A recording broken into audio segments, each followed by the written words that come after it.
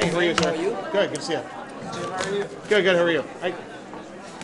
All right, where's Martin?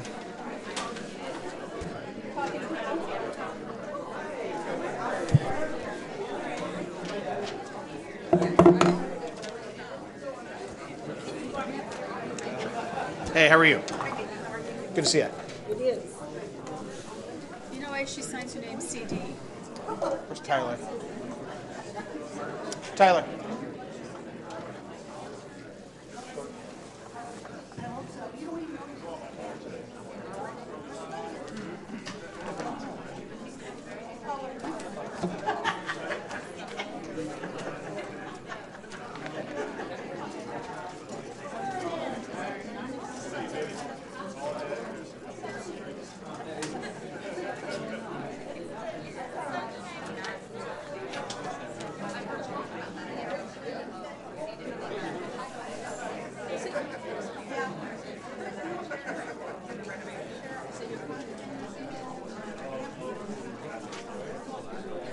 No way.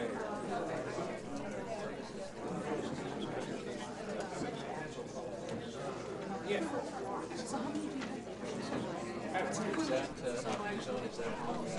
Yeah. Is it under? Oh, there. Yeah. Maybe I'll look up to their renovation. And then we can all watch. We were trying to see if everyone was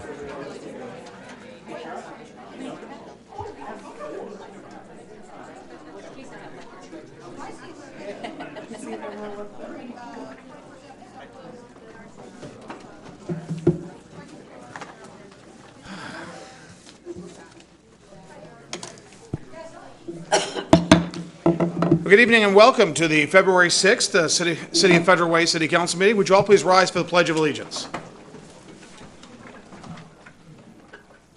I pledge allegiance to the flag of the United States of America and to the republic for which it stands, one nation, under God, indivisible, with liberty and justice for all.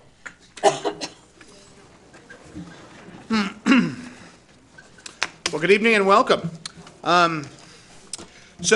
We've got some presentations. One of the first things we're going to do is a proclamation for the 20th anniversary of the Federal Way Mirror. I cannot believe it's been 20 years with our Federal Way Mirror.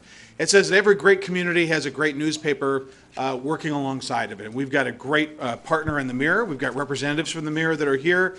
And so I'll turn this over to the Deputy Mayor, and then after the proclamation is read, we'll get the whole council down for a group picture with the representatives of the Mirror. With that, Deputy Mayor Honda. Thank you very much. I'd like to invite the folks from the Mirror to come up to the podium while I read the proclamation.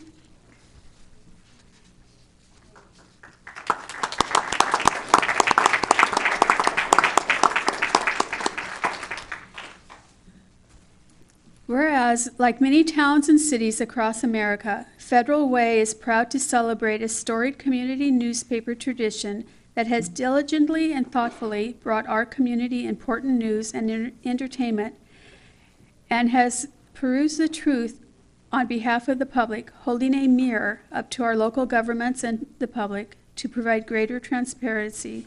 And whereas the Federal Way Mirror has been covering this community since 1998, providing local news, sports, business, and editorial voices that affect our city and its residents. And whereas the Mirror enjoyed a banner year in 2016, winning the General Excellence Award from the Washington Newspapers Publishers Association, other past honors include the 2011 WNPA Community Service Award for the Mirror's series titled Quality of Life, which showed residents more reasons to appreciate and invest in their city. And whereas the City of Federal Way honors the Mirror for its 20-year milestone and those who serve their country through the medium of community newspapers, and who continue to seek opportunities to enhance the great tradition of a free and responsible press. Now therefore, we, the undersigned Mayor and City Council of the City of Federal Way, honor the Federal Way Mirror newspaper for its contributions to the community and its 20-year milestone. We hope that the mirror will be here for another 20 years and beyond. Signed on this 6th day of February 2018, the Federal Way Mayor and City Council. Congratulations. Thank you.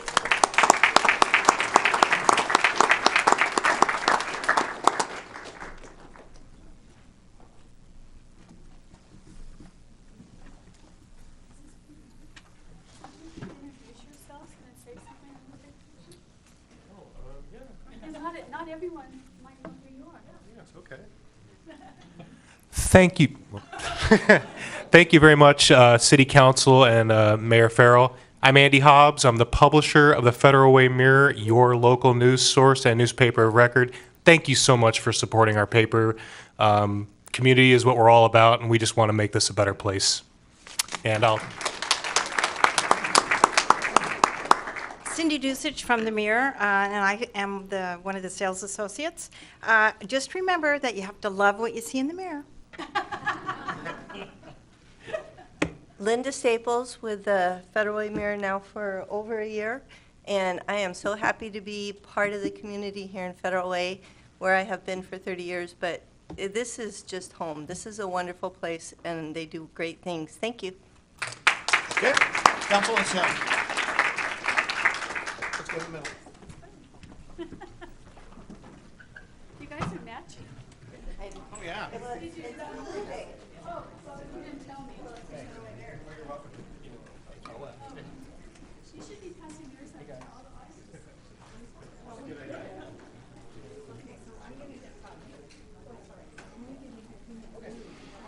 That's a good idea, yeah. Well, that's what she's.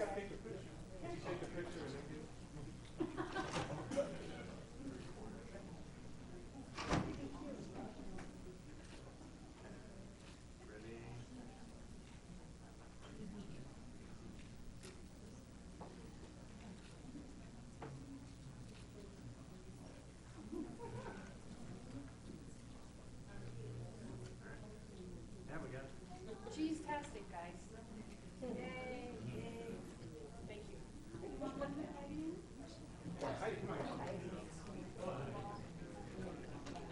We'll send you the picture.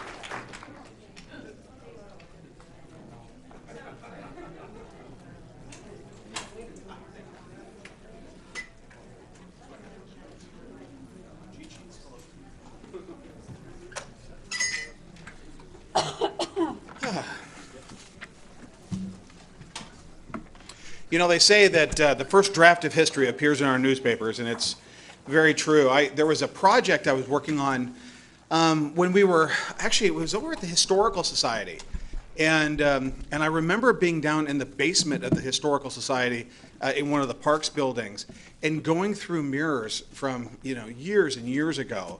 And it's so crazy. It's like a little bit of a time machine to go through each of the hard copies and see, former council members and people that were familiar. And it is, when looking back, you guys did a great job on the anniversary edition.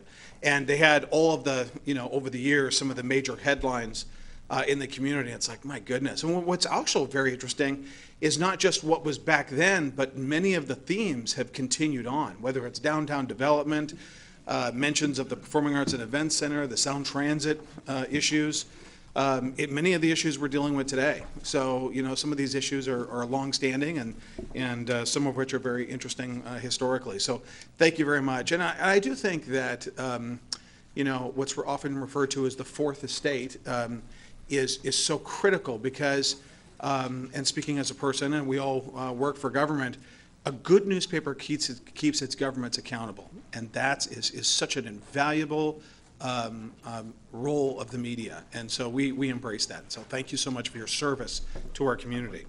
Okay, proclamation. It is Black History Month in February of 2018. And we've got Councilmember Johnson.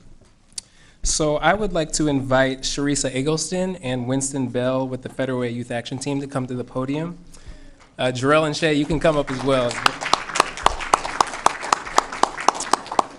So Sharisa leads our Federal Way Youth Action Team HYPE program, helping youth pursue excellence. And Winston is a therapist and contracts with the school district and DSHS and leads our Game of Life program as well. So whereas much of Federal Way's honor, strength, and distinction can be attributed to the diversity of cultures and traditions that are celebrated by the residents of this great region, and whereas African Americans have played a significant role in the history of our nation, Washington State's economic, cultural, spiritual, and political development while working tirelessly to promote their culture and history. And whereas a result of their determination, hard work, perseverance, African Americans have made valuable and lasting contributions to our community and our state, achieving exceptional success in all aspects of society, including business, education, politics, science, and the arts. And whereas all Americans are encouraged to reflect on past successes and challenges of African Americans and look to the future to improve society so that we live up to the ideals of freedom, equality, and justice. Whereas Black History Month encourages unity and promotes the American ideal of equal education, social, and economic opportunities for all citizens. And whereas the City of Federal Way believes in the equality of all people and recognizes the value added to our community by our diversity. And now, therefore, we, the undersigned mayor and city council of the City of Federal Way, do hereby proclaim February 2018 as Black History Month in the City of Federal Way and encourage the people of our city to join together in making this a period of rededication to the principles of justice and equality for all. Signed this 6th day of February 2018, Federal Way Mayor and Council.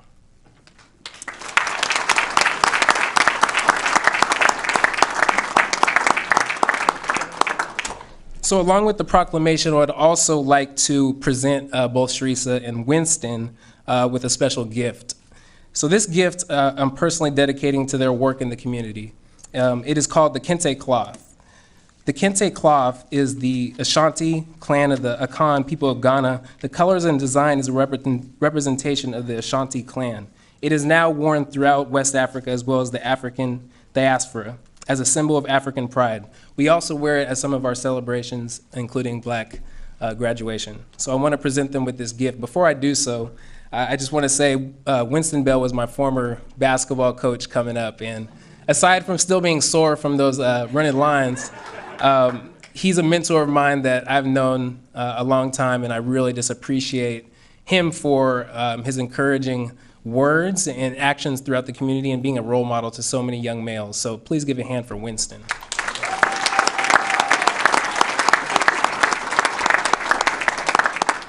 And I met Sharisa, about a year ago. I went into a Federal Way Youth Action Team meeting, and I was just really excited about the passion that she had for the work in our community and what she's doing for our young kids. And so Sharisa works with the school district, and she also has been a leader in community activism and work in our city. So give a hand for Sharisa as well.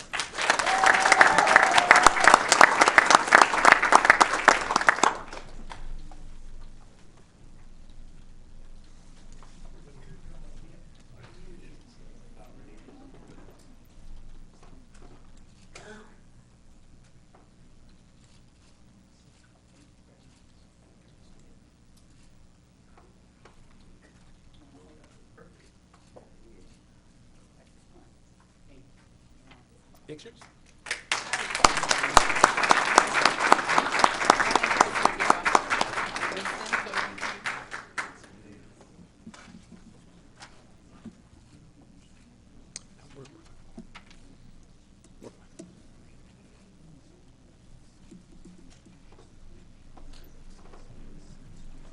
All right, thank you.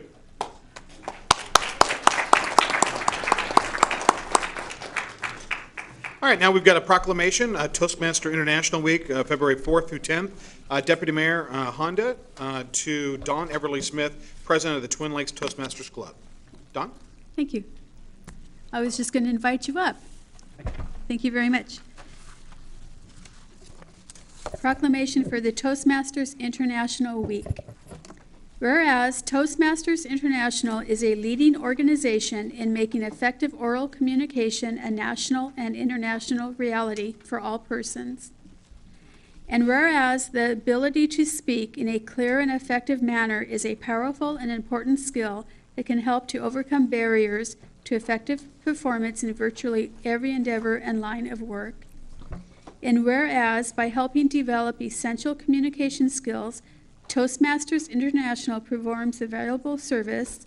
And whereas after more than 8 decades of outstanding achievement, Toastmasters International has grown to over 12,500 clubs in 113 countries worldwide, with nearly 5,000 members in the state of Washington.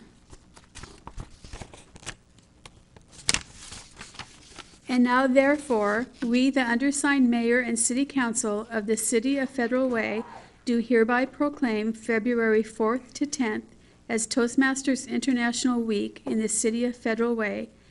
And we encourage the people of our city to recognize the accomplishments and opportunities in communication and public speaking, which this outstanding organization has realized for people everywhere. Signed this 6th day of February, 2018, the Federal Way Mayor and City Council.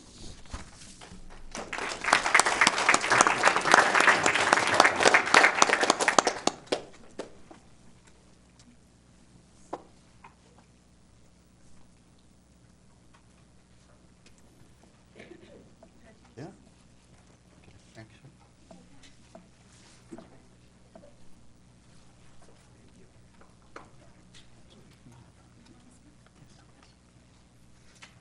Want a picture? Want to do the picture first? Yeah, let's get the picture.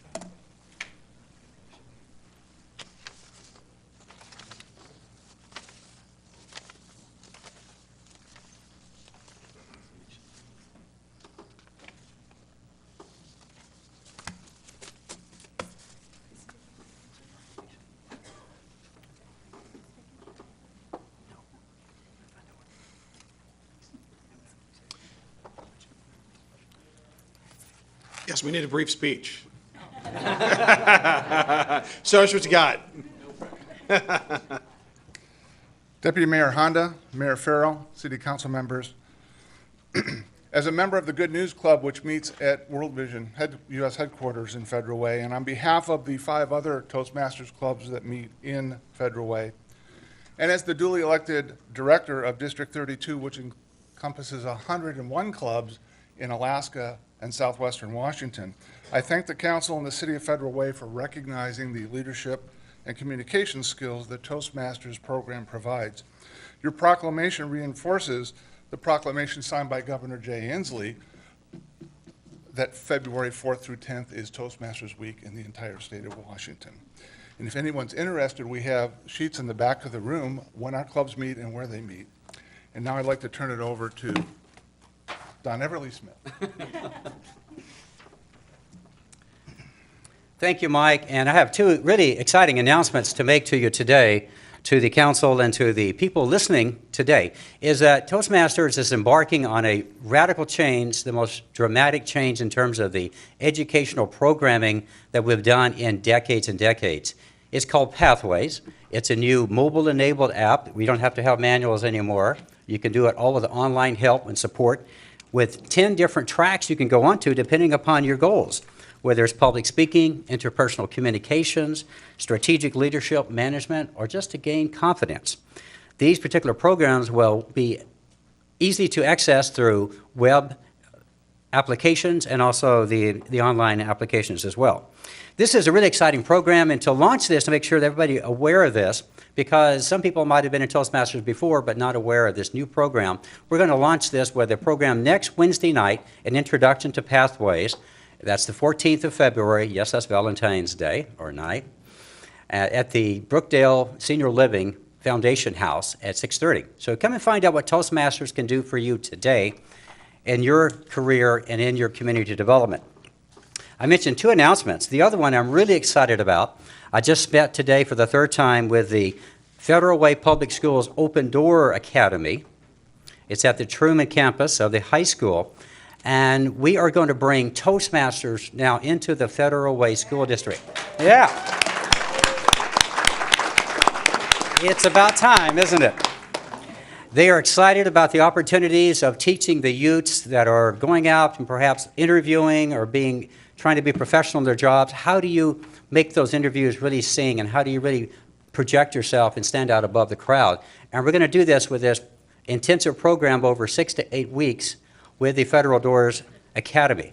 So we're really excited about launching this one. We feel at Toastmasters, we have a great program for all of those that join, but we also have a great program we want to share with the public, and this is our way of giving back to the community and starting right here with the youth of Federal Way.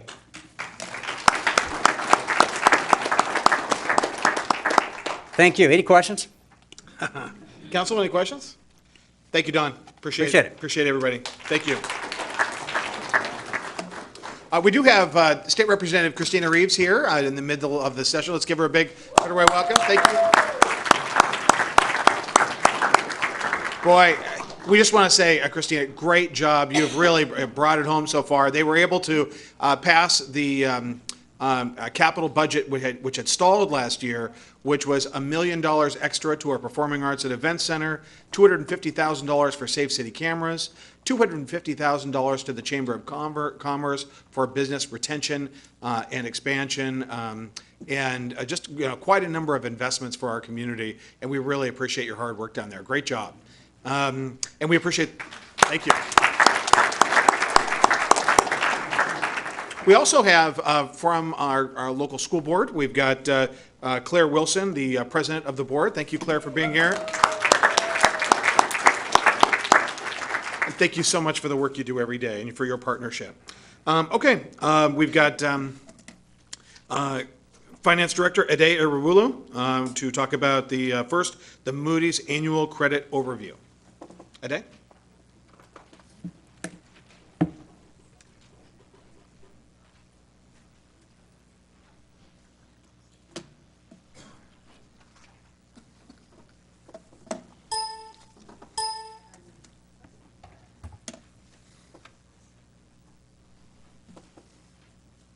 And while he's getting that set up, Cheryl in the back, Cheryl Hurst, when we get to the dinner on this coming Saturday night, I'm going to ask you to talk about that. Oh, okay. Okay, so if you could just be close by, okay? Thank you.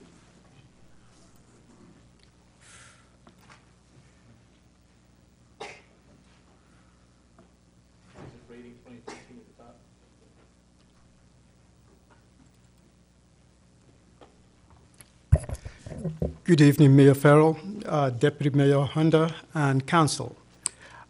This is just the presentation regarding Moody's credit rating. Because of the bond that the city has, Moody or Standard & Poor often provide credit rating to entities. It's pretty much similar to the individual credit report before you get a loan. And just to give you a little bit of background, from Moody's rating, this is what they have. They have 9 basic rating. The first one, which is the best one, which is AAA. The next one is AA. Then number 3A. Then you have BAA and BAB. And by the time you get to C, it's pretty much what they consider junk bond. So the first group, which is again AA1, AA2, and AA3, then the next group is just the single A. And the prime, which is considered prime 1, the most attractive if you were a citizen buying government bond. The prime 1 is probably the best credit rating available. The prime 2 is the next one, then prime 3. Of course, prime 1, that is the superior. That means the rating that gets prime 1 has the superior ability to repay the bond. So as an investor, you want somebody that has prime 1 that will be able to pay whatever money you are lending them. Prime 2 have strong ability to repay short-term debt obligation, and prime 3 have acceptable ability to repay. And anything below those does not fall within any of the prime rating category. And like I said, they consider those pretty much as a junk bond. When Moody did our rating, they gave the city, they reaffirmed the AA2. And just to put things in perspective, how do we rank with others? You have Kent A2, Des Moines A2, Burien AA3, Tacoma A1, Tequila A1, Bremerton A1, Seattle AA1, Wenatchee BA1, Yakima A1, University Place A1, and Puyallup A2. So, comparing ourselves to all of these, we have the best rating because AA2 is higher than any of all of this. Part of the things that they pointed out to us, they say, okay, if we compare our fund balance, which is what this first chart is showing based on their report, in 2012, they're saying our fund balance as a percentage of revenue was about 60%. By 2016, it has fallen to about 40%. So that is something for us to keep an eye on, even though with that, we were still able to maintain our AA2 rating. The property tax base, comparing again, going back to 2012 and up to 2016, they've seen a great increase or growth in our property base. So that is a good thing. Moody adjusted net pension liability to operating revenue increases from 2012 and 2016. For the state of Washington, they just need to show this. For the state of Washington, because our retirement is with the state, actually is the state with the liability.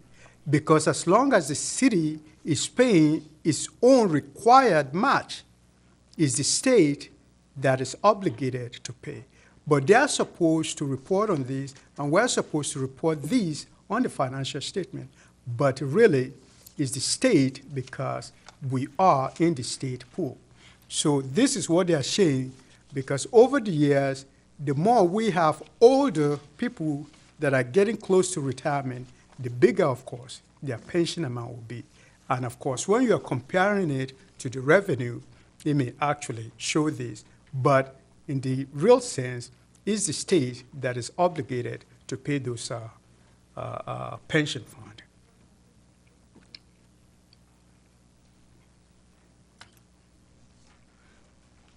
So, based on the analysis, they are saying Federal Way has a very good credit position, and its AA2 rating is actually stronger than the median rating of AA3 for city nationwide. So comparing us across the country, listen, we are way above the median.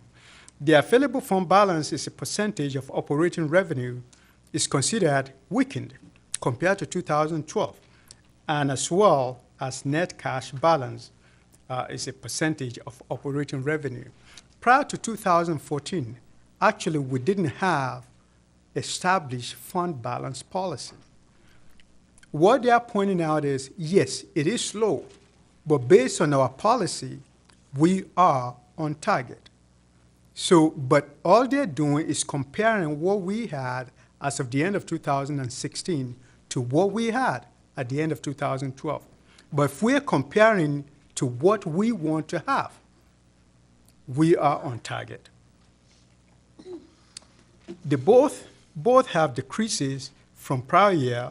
Pension liability is growing faster than the revenue, although our property tax base increased significantly in 2016, and the median family income still remains low and weakened. The median family income, that is based on the residence. So they are saying the average, the median family income based on the recent estimate has decreased. So just as a cautionary measure, I think another year of decrease in fund balance, another year of decrease in median income may actually result in a decrease in rating. But as of now, if our fund balance remain what it is based on our policy and all of that, I think as of 2016, they reaffirm our good credit rating, and it is a good thing.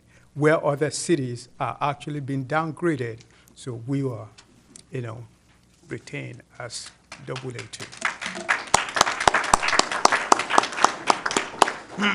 Council, any questions? Great job today. Thank you very much. Thank you. All right, now you've got another presentation, which will be the PAC construction at the Performing Arts and Event Center, what we refer to as the PAC construction update. This is just to update the council since we've opened our Performing Arts Center, just to let you know in terms of paying off the construction and the revenue. As of now, through the end of December, the total accumulated revenue is revenue to fund the construction is $32,106,000. Out of that $32,106,000 is the interfund loan that we're giving ourselves, which is 7.8. Out of that, just to put things in perspective, the council at the beginning authorized us to borrow up to $13 million. After we've raised additional money, we're saying actually maybe what we would need is this 9.17 million out of 13. So out of that amount that is budgeted, 9.1, we've only used 7.8 of it. And we're almost done. So this is the spending, which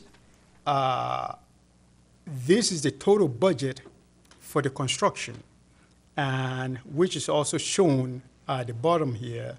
The total budget is $25,126,779, and we spent 24, or we've paid 24,432 through our system.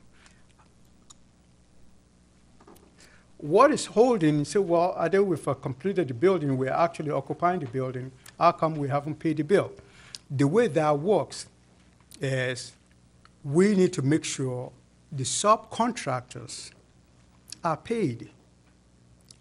We need to make sure that the contractor also submit the final bill to us to make sure everything is okay with labor and industry and everything is okay with subcontractor. We're hoping that by the end of March or April, we will bring forth to you to accept the construction so that we can release the retainage and we can pay the final payment to GACO. Again, out of several subcontractors, we've received certification from most of them that say, well, we've collected all of our money from contractor, we're fine. We're not gonna hold you liable for anything. But there's still a few of them that are coming in small piece. But when that is completed, we're hoping by March or April, we'll be able to have the final payment. In the spending that we show you, retainage is included because the way this project is structured, even though we're taking our retainage, but we're depositing that into a bank for them. So it is. Okay. Dave, can you explain the $1 million we just got from the capital budget? Can you explain to everybody how that $1 million will be used toward the PAC? Okay. And explain, we're not rebuilding the kitchen. Okay. I think there's been a little bit of misunderstanding there. So we built the kitchen, and so it's going to be some repayment Yes. to ourselves back. But Yes. can you explain a little bit? The way we're planning to use the 1 million, what we've spent on the kitchen now, we will have an opportunity to pay ourselves back out of this 1 million. And whatever left to use to expand it. We're not replacing anything. We're not actually. We may be able to recoup all of the money that we've put in now for the kitchen, and use the excess to expand it. With what they refer to as FF&E? What we've done now is furnishing the kitchen is part of, FF&E. So I think whatever other that we need that relates to the kitchen as part of FF&E, we will be able to do. And that's furnitures, fixtures, and equipment? Yes. Okay, just make sure that we're, Yes. okay. And then, all right, please continue.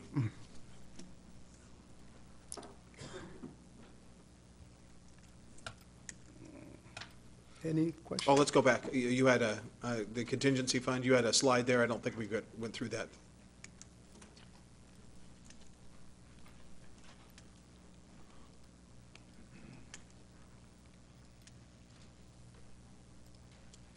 Okay, I don't think we went through that. Okay.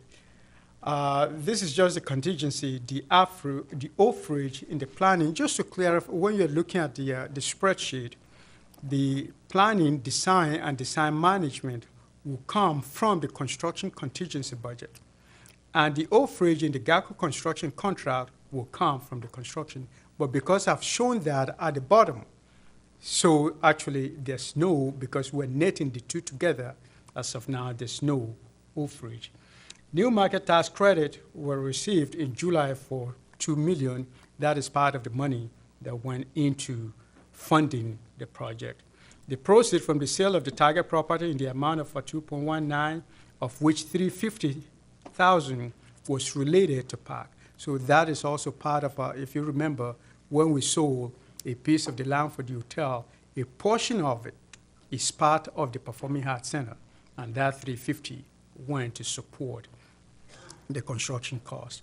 Although the construction of the building is completed, there are still invoices being paid to GACO Construction for work done on the project.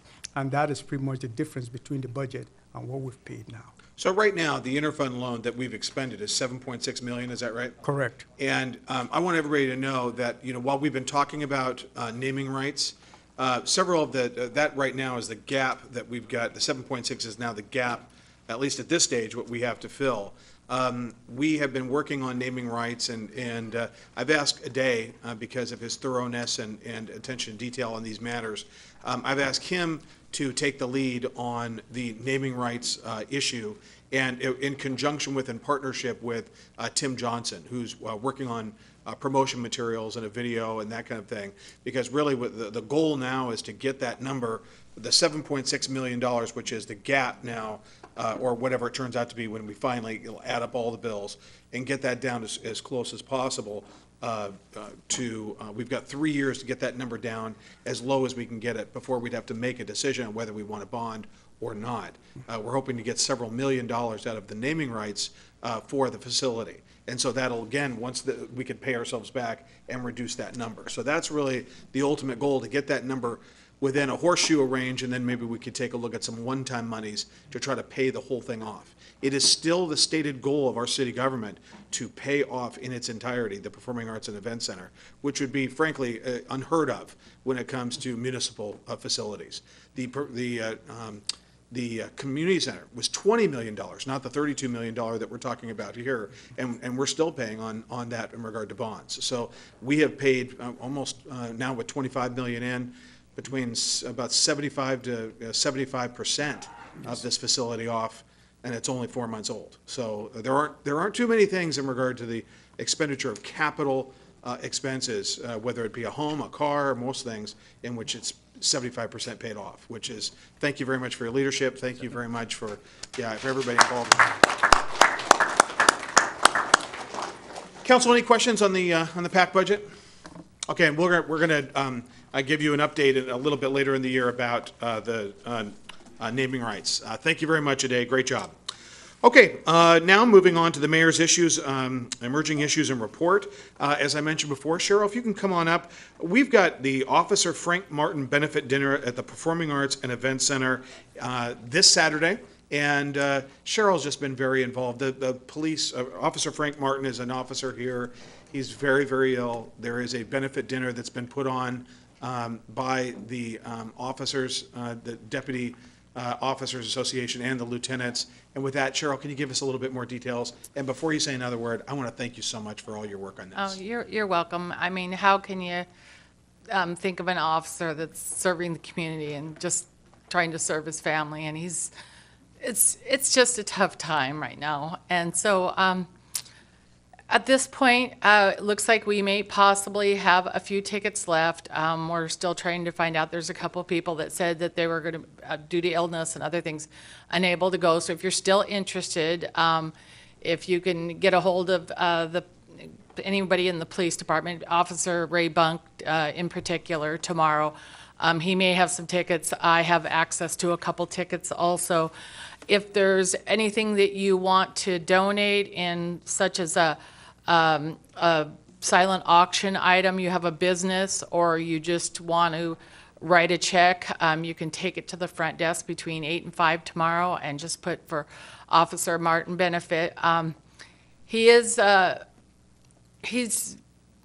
really having a tough time. He's got a young family and a wife that's in nursing school. So pretty much every dime that goes out of this, including anything that anybody donates for the auction, every dime of it, except for the only expense, there's probably going to be one expense, and that's about it.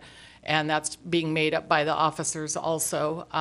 So whatever it is that you have or that you feel like you want to do, just please write a check to, you can do it to the FWPD Lieutenants Association or whatever the case may be. Just a man that's put himself out there for so long for us. I think this is a great community, and I know that the community will do good for him. So if you guys need any tickets. Some of the details. It's our Performing Arts and Event Center on Saturday night. Yeah, What time? from 6 to 9 p.m. If a person bought a table of 10, they would be seated at a table of their table of 10. Otherwise, if you just have a single seat, you'll be seated with other people. There'll be silent auction, live auction, Nightside Distillery, which is owned by one of the officers here and his wife and some people from Pierce County Fire and Rescue. So there'll be some fun, and but really what we're trying to do is to try to make their family's life better the best we can. So anything you guys can do would be appreciated. Thank you very much. And if you, Cheryl's on Facebook, but if anybody needs to get details, just contact the mayor's office. It's at 835-253-835-2402, or email us here at City Hall, and we'll connect you with the right people. And I think just an individual seat is just $25.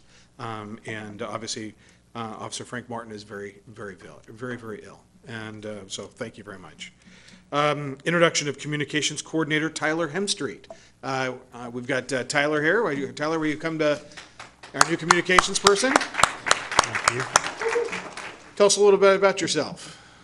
Well, I come from a television and newspaper background. I have a bachelor's in broadcast journalism. I worked for a while in television in Nebraska, and I've been out here for about 13 years. I've worked for the News Tribune as a contractor and an editor for the weeklies in Gig Harbor and Puyallup, and this is about my third week, so I'm excited to be a part of the City of Federal Way and helping tell our story. All right, welcome. Thank you. Thanks, sir. All right. Okay, we had my the mayor's State of the City address, and we're starting a new tradition. It was on the 22nd, which, God, now seems like a long time ago, a couple weeks ago now.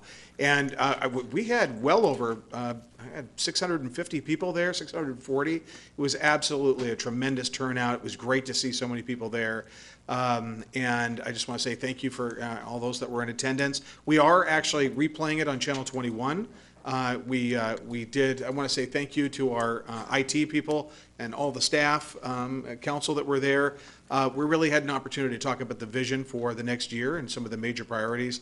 You know, obviously some of the accomplishments, but really the vision moving forward and the partnership that we have with the council and some of the exciting things that are happening at the city. You know, we used to normally have the State of the City at the chamber, but we really wanted to get out there and have it more with a wider audience, and this is a tradition we're going to continue. I've heard the comments, and I think in the future we'll likely have it in the evening. We wanted just to try it the first time and at trying different times, but moving forward, we will likely have the State of the City in the evening, still at the Performing Arts and Event Center, and really get the word out. I can tell you that one of the great things and one of the real great surprises was I couldn't believe how many people showed up. It was great to see all the people there in the community. But in the lobby in the Performing Arts and Event Center, not only did we have quite a number of city departments that had tables, so we had all the many of the city employees there that were manning the tables when you know, about the different departments, but we also had the tables with our partners at the school district and Lake Haven and the fire department and local service organizations, and it was just really we had I think it was the Decatur High School Jazz Band, and we also had the Thomas Jefferson Choir, and we also had Michaela, oh gosh, what was Michaela's last name, who did the national anthem. It was just, thank you, Michaela Walker, thank you very much. And she just did a phenomenal job, blew the crowd away. And so this is a tradition that's going to continue, and it was just a great event. All right, and if anybody wants, we've got essentially the essence of the speech on the city's website, and again, you can go onto Facebook and watch it. And it's also on YouTube. Okay, so we had, as you could see from the pictures, this past weekend down at Dumas Bay, we had the 2018 council retreat, and it was a great opportunity. We have our facilitator there with the back to the camera. We had so many good pictures, we wanted to rotate them through.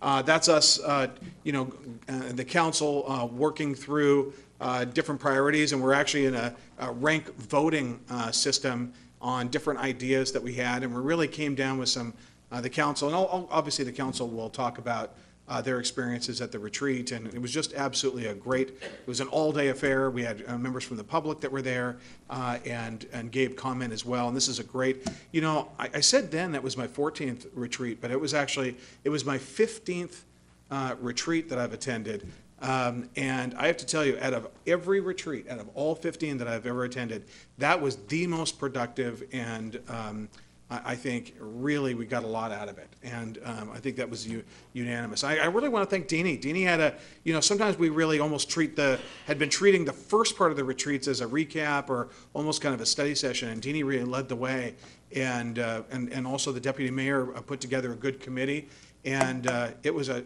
you know, grand slam home run to really. It took me a little while. It was interesting how it all kind of came together, and then by the end of the day, boy, it really came together in stunning fashion. So I want to say thank you for your partnership, and it was a day well spent. Not as good as being at the beach, Deanie, but Well, it was a close second. exactly. It was a close second. All right. So, all right, we have Federal Economic Development Program Opportunity Zones. Tim Johnson, the hardest working man in city government. Tim?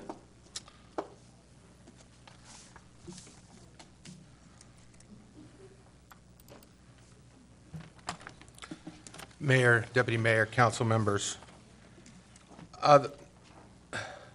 Last year, when Congress passed the Tax Act and Jobs Bill, there was a major element in that legislation. So H.R. Bill 1 calls for something called an opportunity zone. And in that opportunity zone, this program is focused on community and economic development, and it is to enable people who have a capital gain to reinvest that money, to reduce their tax liability, and to increase their profitability. Now, your eyes are all glazed over. I'll try to be very succinct with this because it's getting really confusing for a lot of folks. And when it starts talking numbers and starts talking investments and starts talking rather than present value but future value equation everybody's eyes gloss over. And I know I'll lose you, so I'm just going to be very succinct on this. This program comes to us from the federal government. We're not required to do anything. So it uses low-income community census tracts. That's a key element. I want all of you to concentrate on that for a minute because this is where it starts to unwind or could unwind itself. While it's a really great program and it provides tax incentives for investors to reinvest in our community in specific areas, we don't control where those specific areas are right now. I'm going to go forward because I don't think this is where you want to be. It was implemented by the U.S. Treasury, as I said, and it will continue to be. But what the legislation calls for is this, that every governor has from 90 days from December 22nd, so that means the clock has already started ticking, to select the census tracts in their state. Now in Washington, there are 550 eligible tracts that fulfill the requirement of highly distressed. Now we've come across this before, have we not? It's called new market tax credits. And some of our community have those census tracts. They're using the same census tracts in this program in the opportunity zones as they are using in new market tax credits. And we have 5 census tracts within Federal Way that are identified as highly distressed. Now, here's the kicker. The governor can only choose 25% of the eligible 550. Now, here's another kicker to this. The governor can look at this and say, okay, I'm going to take the 25 most distressed census tracts. Now, let's just think about that logic for a moment. One of those census tracts could be out in the middle of some national forest or an Olympic mountain range or next to Mount Rainier. I don't think that's what they were intending to do on this. The governor could also say, all right, I'm going to take there's 39 counties, am I correct? Yep. I nod acknowledgement. I hope that I'm correct on that. So the governor could basically say, okay, we're going to take the 3 worst census tracts in every county. That averages out to about 3.5, maybe 4, roughly, per county. Because you're only going to get 25% of 550, and what is that? It's about 127, 128 census tracts. If he does that, that puts us in a precarious position, because that means that not all of our census tracts can be selected. Now, I have heard from the governor's office. We reached out on this one. I met with them last Thursday, and as of last week, on Friday at 5, they had not yet published what their criteria is going to be. They have and are looking at a series of filters, of which I believe that we will do quite well in. One of them is obviously how highly distressed some of our census tracts are, predicated upon income and unemployment, underemployment, whether there are other state programs that are in the same area, such as in one of our census tracts, we have an EB5, we have a Hub Zone SBA program, we have a LIFT program, and also in 2014, for those of you who are on the city council, do you remember passing a resolution for a redevelopment area in our downtown? So those are just some of the census, some of the criteria that they may be looking at. Again, it doesn't and it will not cost the city anything. It's a federal program, and the investments that are made by people who have a capital gain that want to make an investment into this program is predicated upon them reading a prospectus from a business or a developer that is creating low-income jobs in that census tract. And that can be for housing, it can be for business, it can be for real estate development. It cannot be for any kind of sin business, marijuana dispensary, liquor dispensary. Sorry, Becca Martin, it can't be used for wine distillery or craft brewery. Yeah, unfortunately, I don't have any. He's saying that because she supports the wine industry, and the reason. So what staff has We had done a is look at startup this wine company. opportunity zone is that when the governor's office does come out with that criteria, we'd like to come back to you and have that conversation with you at that time. And unfortunately, they just have not moved fast enough. Now, the clock is ticking. If the governor's office does nothing, they can ask for, to that 90-day conclusion, they can ask for a 30-day extension, or they can pass completely and submit the decision to the Secretary of the Treasury. And I'd hate to see that happen, because I think there's some real opportunity for all of the communities in Washington State to participate in this. I do not have an answer for you why they didn't choose exactly a mirror image of the new market tax credit census tracts. I wish I did. That would have been a far easier solution set, but they didn't do that. So with that, that's what we know about opportunity zones.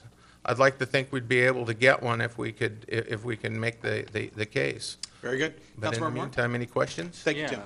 Tim, thanks so much for your efforts on this. And if I recall correctly, having met with you quite a few times just in the last couple of weeks, you just literally came across this in your research that you've done, and how fortunate are we that you've done that. So thank you for your leadership in that capacity. So we're staying in touch with the governor's office, and it'll certainly be interesting to see what he does. And so I hope you'll keep us highly apprised, and I'm sure you will. However, are we keeping in touch, and have we briefed our state lawmakers? Obviously, one of them's here, still is. Have we connected with them to provide a greater partnership between us and, of course, the governor's office? I have not done anything, because I've been so busy trying to figure out what an opportunity zone is, how it actually works financially, and trying to figure out what the legislation calls for, and that is not unfortunately aimed at the legislatures across our country, but to the governor's office, trying to get to the governor's office and get somebody to return my phone call. Much to my amazement, they too were in alignment in trying to hustle that discussion, but unfortunately, no, I have not had a chance yet. All right. Council, any other questions? All right, keep us abreast. Thank you very much, Tim. Great job. We do have, as Tim Johnson mentioned, we have the amazing Becca Martin from our Federal Way Chamber of Commerce, and there's the Princess Wave. And we have, I just want to announce everybody that we have renewed our pivotal partnership with the Chamber of Commerce for the coming year. We look forward, actually we're going to do that for the next year. I appreciate the partnership and the work that they do. And we've got tomorrow, I believe, a luncheon at the Twin Lakes Golf and Country Club, where the former city manager of Federal Way, who went on to become the head of the state ferries, and now is the deputy mayor of the city of Seattle, in charge of operations for the city of Seattle, is going to be speaking at the Twin Lakes Golf and Country Club at the noon hour. So I'm really looking forward to that. David was a great city manager and certainly a mentor of mine. So a great job with the speaker, and thank you very much for your help on that.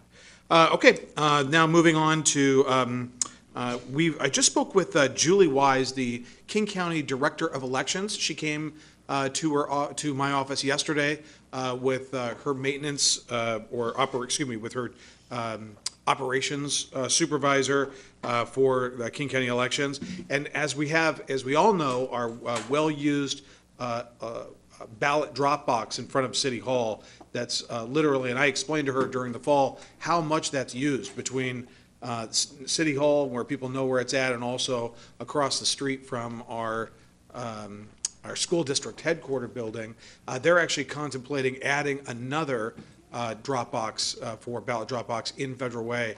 And thank you, that'd be great.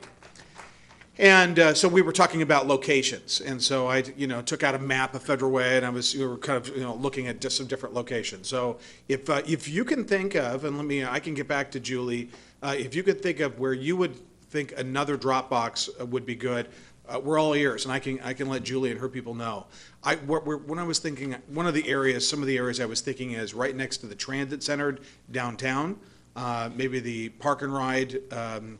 Down on 324th, if you think about all those customers, over there by Lakota, where that Starbucks is, across the street from Lakota. Those are just some of the areas, or the regional libraries, one of those two locations. If you could think of other areas, let me know, and I'll pass it on to Julie. She, they really want to make sure, clearly, the most important thing for our democracy is as many people vote as possible. There also, one of the things she shared with me is in order to really support that as well, not only are they going to be increasing the number of ballot boxes in our city, but they're working with the King County Council right now to have prepaid postage for ballots. So if people, for one reason or another, can't make it to a ballot drop box, they'll just drop it in. And so they're working on that. So she's really doing a great job as our King County Elections Director, and I was privileged to sit down and talk with her yesterday. And I wanted to give you that update.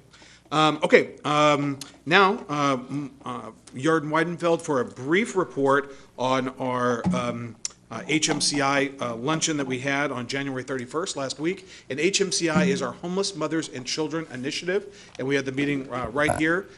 Yarden, what's the down low in the meeting last week? How brief? You got 3 minutes. Okay. Earlier last year, Mayor Farrell launched HMCI, the Homeless Mothers and Children Initiative, and appointed Deputy Mayor Honda and community activist Sherry Edwards as co-chairs.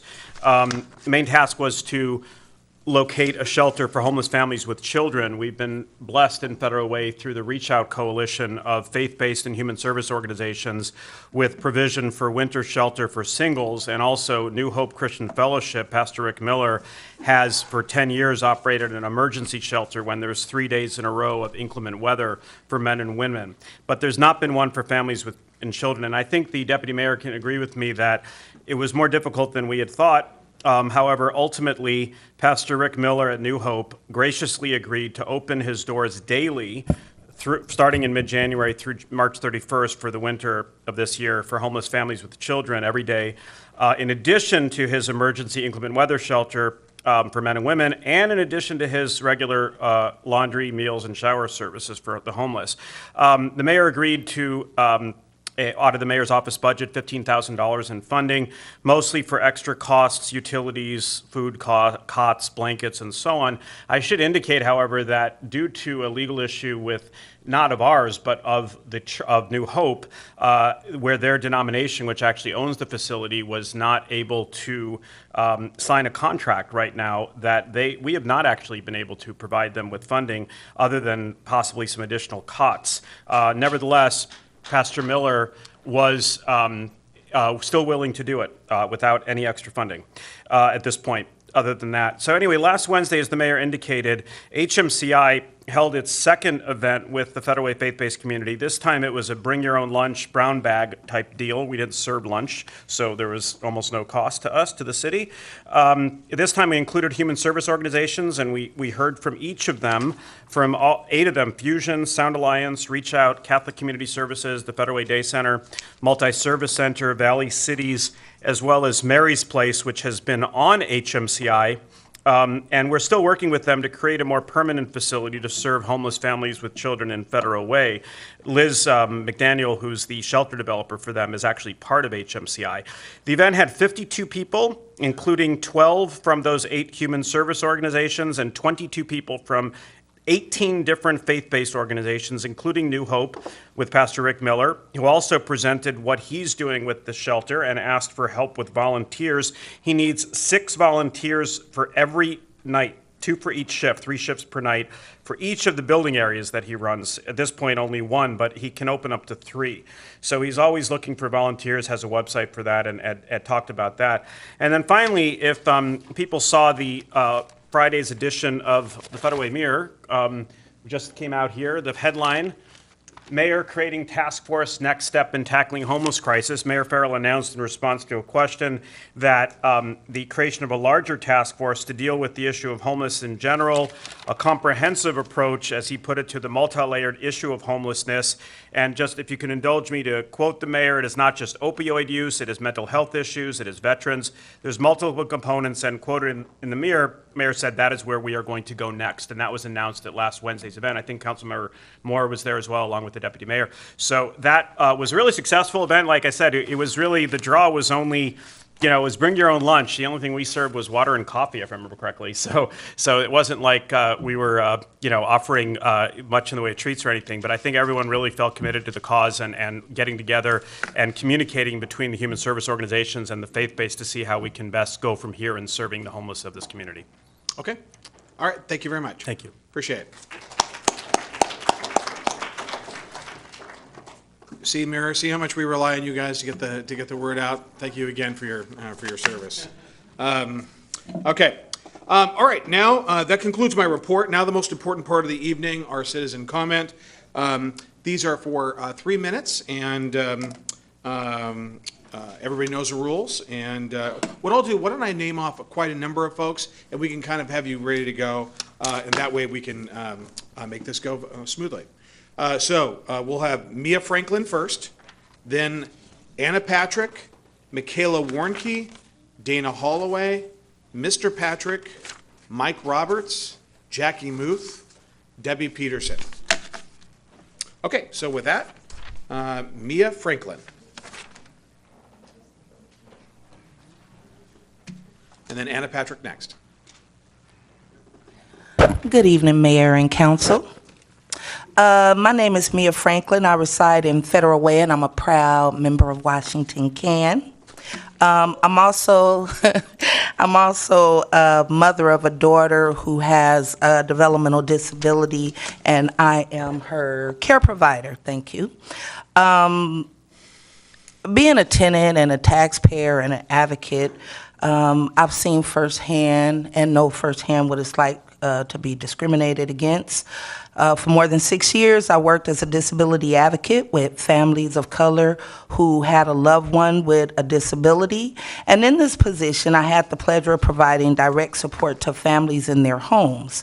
Now, as much pleasure as this gave me, it was also painfully heartbreaking to see firsthand the housing conditions that many of the families were living in due to slumlords' lack of responsibility in providing quality living environments.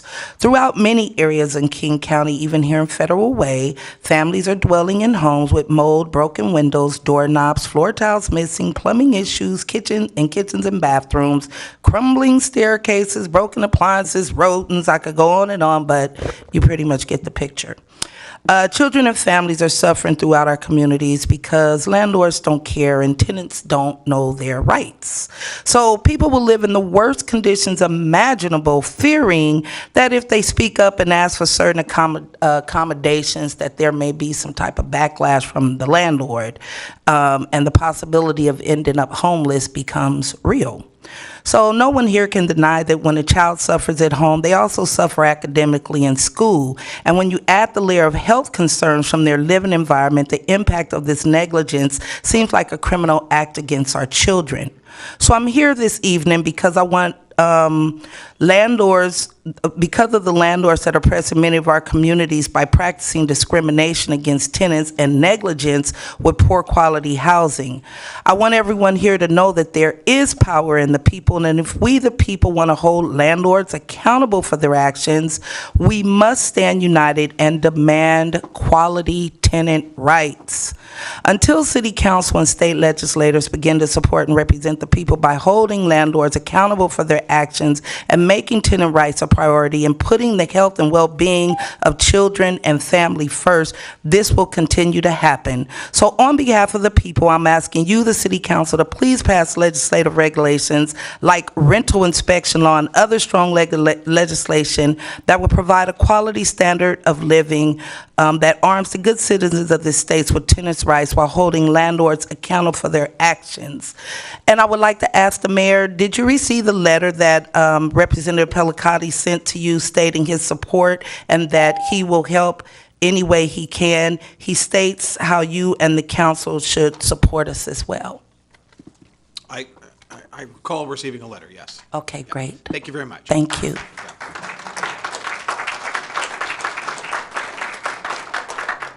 Anna Patrick?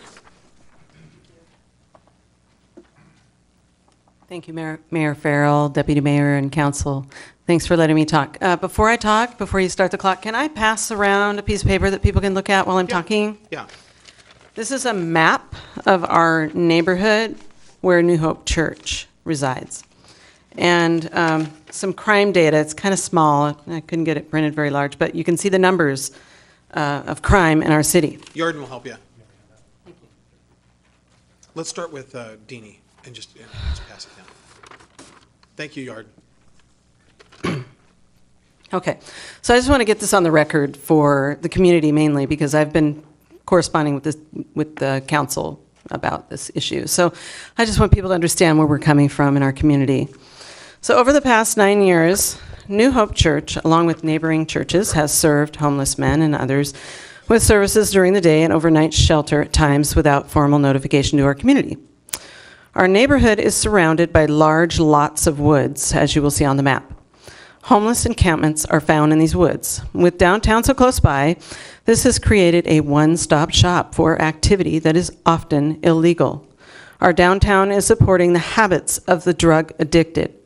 During the evening hours, our homes have supported their habits. The shelter is an outreach to those individuals. Rick at New Hope Church has made it clear that he takes in those homeless not accepted at other shelters due to the lifestyle. He has rules and will turn people away and cannot guarantee what happens beyond the shelter. There is an elementary school right across the street, as you will see on the map. Over the years, we have seen increased transient traffic, trash such as beer bottles and needles on the playground, a person passed out on the lawn next to the school, people sleeping in cars along the walking routes while waiting for shelters to the open, homeless foot traffic through our neighborhoods to Jack in the Box, along 312th and along 8th Avenue to the library, increased home break-ins, especially along 8th Avenue, and tents in the Mirror Lake Park on occasion. Now we add families with children, something desperately needed in this community. Both shelters together is not appropriate. Our city should not be a regional host to the drug-addicted homeless and their drug dealers. People are coming from all over the region now to this shelter. The population has changed. This is a family suburb community. Our schools prove this by the number of children served. They deserve to be safe in their homes and in their community, along with our elderly, by the way. I want the homeless men's shelter to be in a more appropriate place outside a neighborhood and away from schools. St. Luke's is also a school. I want to see Rick's shelter contract that's signed by those staying at the shelter. He will not show it to me. As host to the homeless, I want more lighting in our neighborhoods, safe city cameras, regular garbage cart pickup, shuttle service for the homeless to prevent loitering in our community, and to get people to the services that they need, and police response for those turned away from the shelter. Thank you for your time. Thank you, Anna. And don't forget to vote. Michaela Warnke.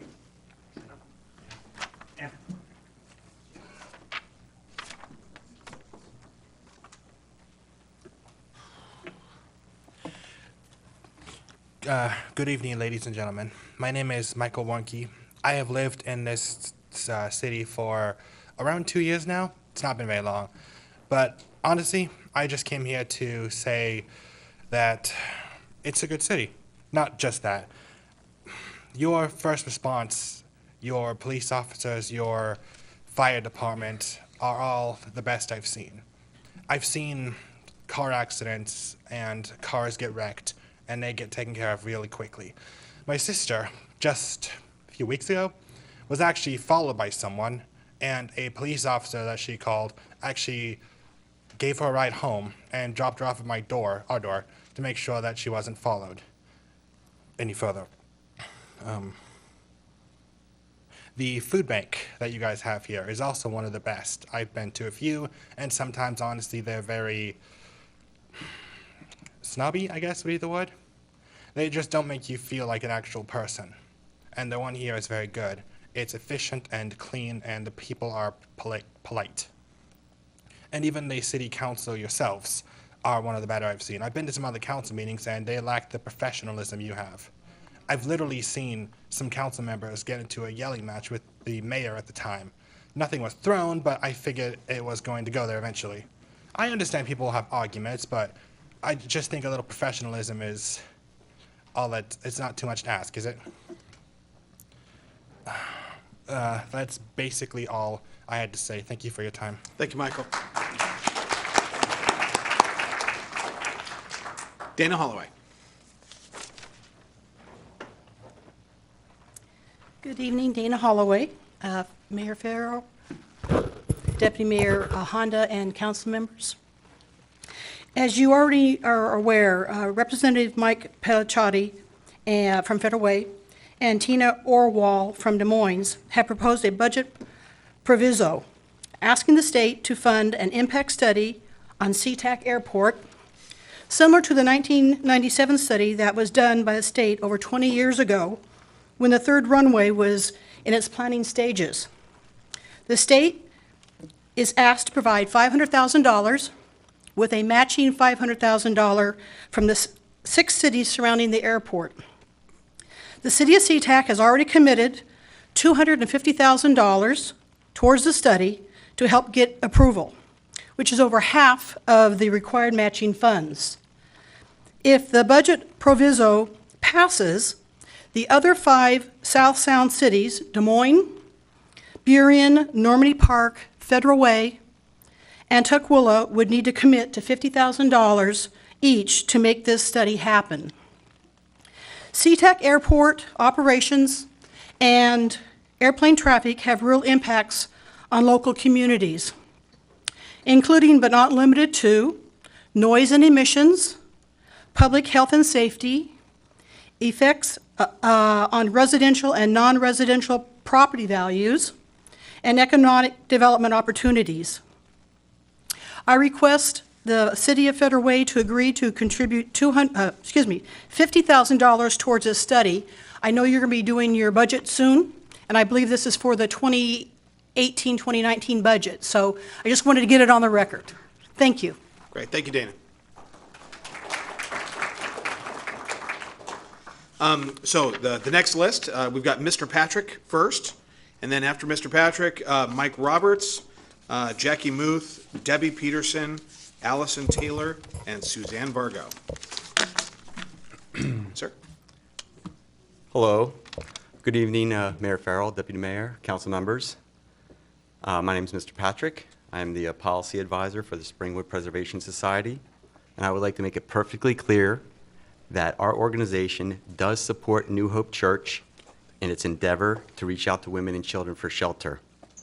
What we are opposed to are the unintended consequences that are associated with that outreach, such as transients pushing shopping carts through our neighborhood, trespassing on private property. Since the shelter has opened in mid-January, there has been a resident that was robbed just down the street from New Hope Church. Our streets are not safe at night. Pastor Rick has said that he does not want the shelter to have a negative impact on our neighborhood. I'm here to report that the shelter is having a negative impact on our neighborhood. Let's not enmesh the two, homelessness and unintended consequences. Helping the homeless and unintended consequences are two different things. The shelter opens to help homeless. It draws a demographic that is desperate or a desperate need. With that desperation, it draws people who want to take advantage of that situation. This is nothing new. Just look at the day center and the surrounding area. We cannot become so focused on helping the homeless that we turn a blind eye to the impact it's having on our community. Location of New Hope Church is not an appropriate place to serve the homeless. It is located directly across the street from Mirror Lake Elementary in a residential area. These children do not deserve to be exposed to this type of environment. I understand that having a place to go when you're dealing with homelessness gives you a sense of dignity. However, our dignity is being stripped away as a community. No one feels safe. Kids do not want to play at the school on the weekends. People do not want to take their dogs for a walk for fear of being victimized. It is not the homeless that we have an issue with. It's the criminal element that draws to the homelessness. We understand that this is a complicated issue with no easy answers.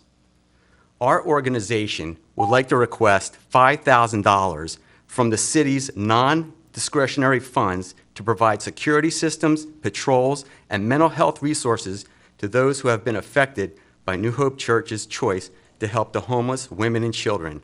Our community deserves the respect and dignity that is afforded to everyone. Together, we build a better community. Thank you for your time and consideration regarding this matter. Thank you. Thank you, Mr. Patrick. And before we go to the next speaker, hold on just for a second, Mike. Chief, can you talk about, I saw some email traffic today about one of the speakers mentioned a homeless encampment. I think Ms. Anna Patrick mentioned the homeless encampment. Can you talk about steps that you took just today regarding that encampment? Yes, Mayor. The police department, our special operations unit, will be working with community development, code enforcement to address the homeless camp that's near the church. So we'll be working on that this week and upcoming week to address the issue. We've got Deputy Chief Steve Neal. Steve, can you raise your hand? Deputy Chief, about a year and a half ago, actually, no, it's been 2 years now, we formed the Homeless Services and Encampment Initiative, and I asked Deputy Chief Steve Neal to take the lead on that, and primarily that focused on taking down and dispersing unlawful homeless camps. And so that's something that he and his crew with the police department are going to be looking at. So I wanted to let you know that. Mr. Roberts, go ahead, please. Mike Roberts. Hi, I'm Mike, and I'm an alcoholic. I can't stop thinking about the wine. Sorry, guys. Before this clock starts, which you guys already started on me. We'll wait for a second. Go ahead. All right. On Tuesday the 29th at 2:30 a.m., I was abruptly awoken to what I thought was another break-in at the New Hope Church. I was informed by a responding officer that the facility was just admitting a family into the new women's shelter. My initial response was driven by anger that we, the residents of the Alderbrook neighborhood, and the parents of the children attending Mirror Lake Elementary were not informed about this new shelter, or that it is now open from 8:30 p.m. till 8:30 a.m. Here are some of the facts about the facility. If you guys have the map that Anna gave you. It passed through once, Mike. All right. The shelter is located directly across the street from Mirror Lake Elementary. It is approximately 71 feet from the school property line, 81 feet from the school fence, 293 feet from the closest portable unit, 421 feet from the main school building. It shares corners with two other churches and has a wetland directly behind it and a large green belt. The facility has two main buildings. One has a chapel attached. There is a residence in the back that has multiple cars, RVs, and campers parked there, where Rick lets his homeless volunteers stay. On Wednesdays, the shelter's doors are open while children are in school. The homeless come to do their laundry, take their showers, and donate blood plasma to the Bloodworks Northwest van, who has been coming here over the past few years, and pays cash for these donations. It is my understanding that no criminal background checks are done while these migrant transients are visiting this facility. I spoke with Stephanie, the school principal of Mirror Lake Elementary. She is extremely concerned about this, especially since there are no street lights lining the back of the school grounds, and her security cameras do not reach that far back. After doing some soul searching, I've changed my stance on the family shelter, and I welcome it. I welcome this shelter, on the condition that New Hope Church conducts proper background checks, ensuring the safety of families it's serving and the children of Mirror Lake Elementary and the citizens of Alderbrook. By conducting these background checks, we can rest assured that New Hope Church and its community is not welcoming convicted felons, rapists, pedophiles, or any other sexual predators into our neighborhood. Thank you. Thank you, Mike. And Mike, I want to say thank you very much for your advocacy on this. We really appreciate your meeting and talking to us, we'll. No, it's, well, we work for you, and it's very important that we hear this information. We're going to follow up on this on this information about that camp back there, and we're going to continue this dialogue. In fact, one of the things I'm going to do is Yarden and I are going to go out there tomorrow, and I'm going to personally inspect that camp. We're going to walk out there. We've got more speakers tonight, but I want to let everybody know we're going to be out there. Okay. Okay. Thank you. Actually, if you've got a comment, let's have you fill out a pink sheet. I just can't do that. Sorry. All right, it's okay. If you want to say something, sir, we'll have you come up to the podium. Jackie Muth.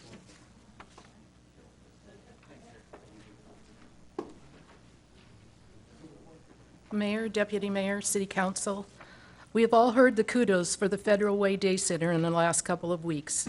That is not our feeling. We, the businesses on 13th Place South, have had a year of utter frustration, filled with fires, vandalism, theft, shopping carts of garbage left on our property, and just plain garbage. On a day-to-day basis, we don't know what we will encounter as we come to work. On January 16th, we came to work and a policeman was parked in our back parking lot. We hadn't called him. There was a shopping cart full of things in the lot and a woman walking up the driveway to get it. And later that day, I had to call the police because an individual was parking a garbage-loaded shopping cart behind our garbage area. He said he had to go into the woods to meet someone. He didn't come back, and we were left to clean up the mess. On January 31st, when Tim came to work, there was a man sleeping under a tarp with his caravan of stuff surrounding him, and that's the picture you have. We called the police. The officer came and issued a trespass notice. It took the man an hour and a half to leave. Our tenants were coming to work during this time. Our driveway parking lot is used to cut through to get to Pacific Highway. When I tell these people this is private property and ask them not to trespass, they ignore me. They tell me they're going to do it anyway. They're eroding our landscaping. They say you can't keep doing the same thing and expect different results, and that's what we're doing, the same thing. We call the police, they come, but it's the same thing next time. We call the police, they come, but nothing changes. We still come to work and do not know what to expect on a daily basis. The day center needs to be placed elsewhere. It was not a good idea 2 years ago when this started, and it still isn't a good idea. So I ask you where the money comes from that Federal Way is donating to the day center. Federal money passed through the state to Federal Way, passed through the state to Federal Way, primarily taxes. Is there a fiduciary responsibility here? Is there a contract with stipulations, requirements that the day center must abide by? Who is monitoring the requirements? Or do you give the money and that's it? Who holds the CCS accountable? That was a word used previously. Accountability. To monitor their services, to clean up the garbage surrounding the day center on a daily basis. And there's garbage surrounding that day center. To be good neighbors. There are no night lights, there's loitering, and we were promised no loitering. The garbage is there. We know the garbage is, we pick it up daily on the street. You know, you talk of new business, and that's great. New business benefits it all, but you're losing us on the other end. The property owner north of us called me today. She lives in Snohomish. And she was quoted $25,000 to put a fence between her property and ours going to Pack Highway to keep the homeless out. $25,000, and then they're going to come and destroy it, just as they destroy everything else. You know, the day center needs to be placed elsewhere. Thank you. Thank you, Jackie.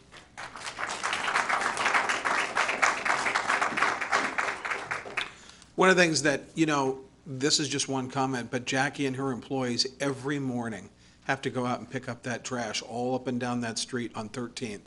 I went out there one morning and walked that and saw the trash on 13th and around her building. So it's something that they're showing remarkable restraint and patience. And we'll continue to work with you, Jackie, and I apologize for what you're experiencing.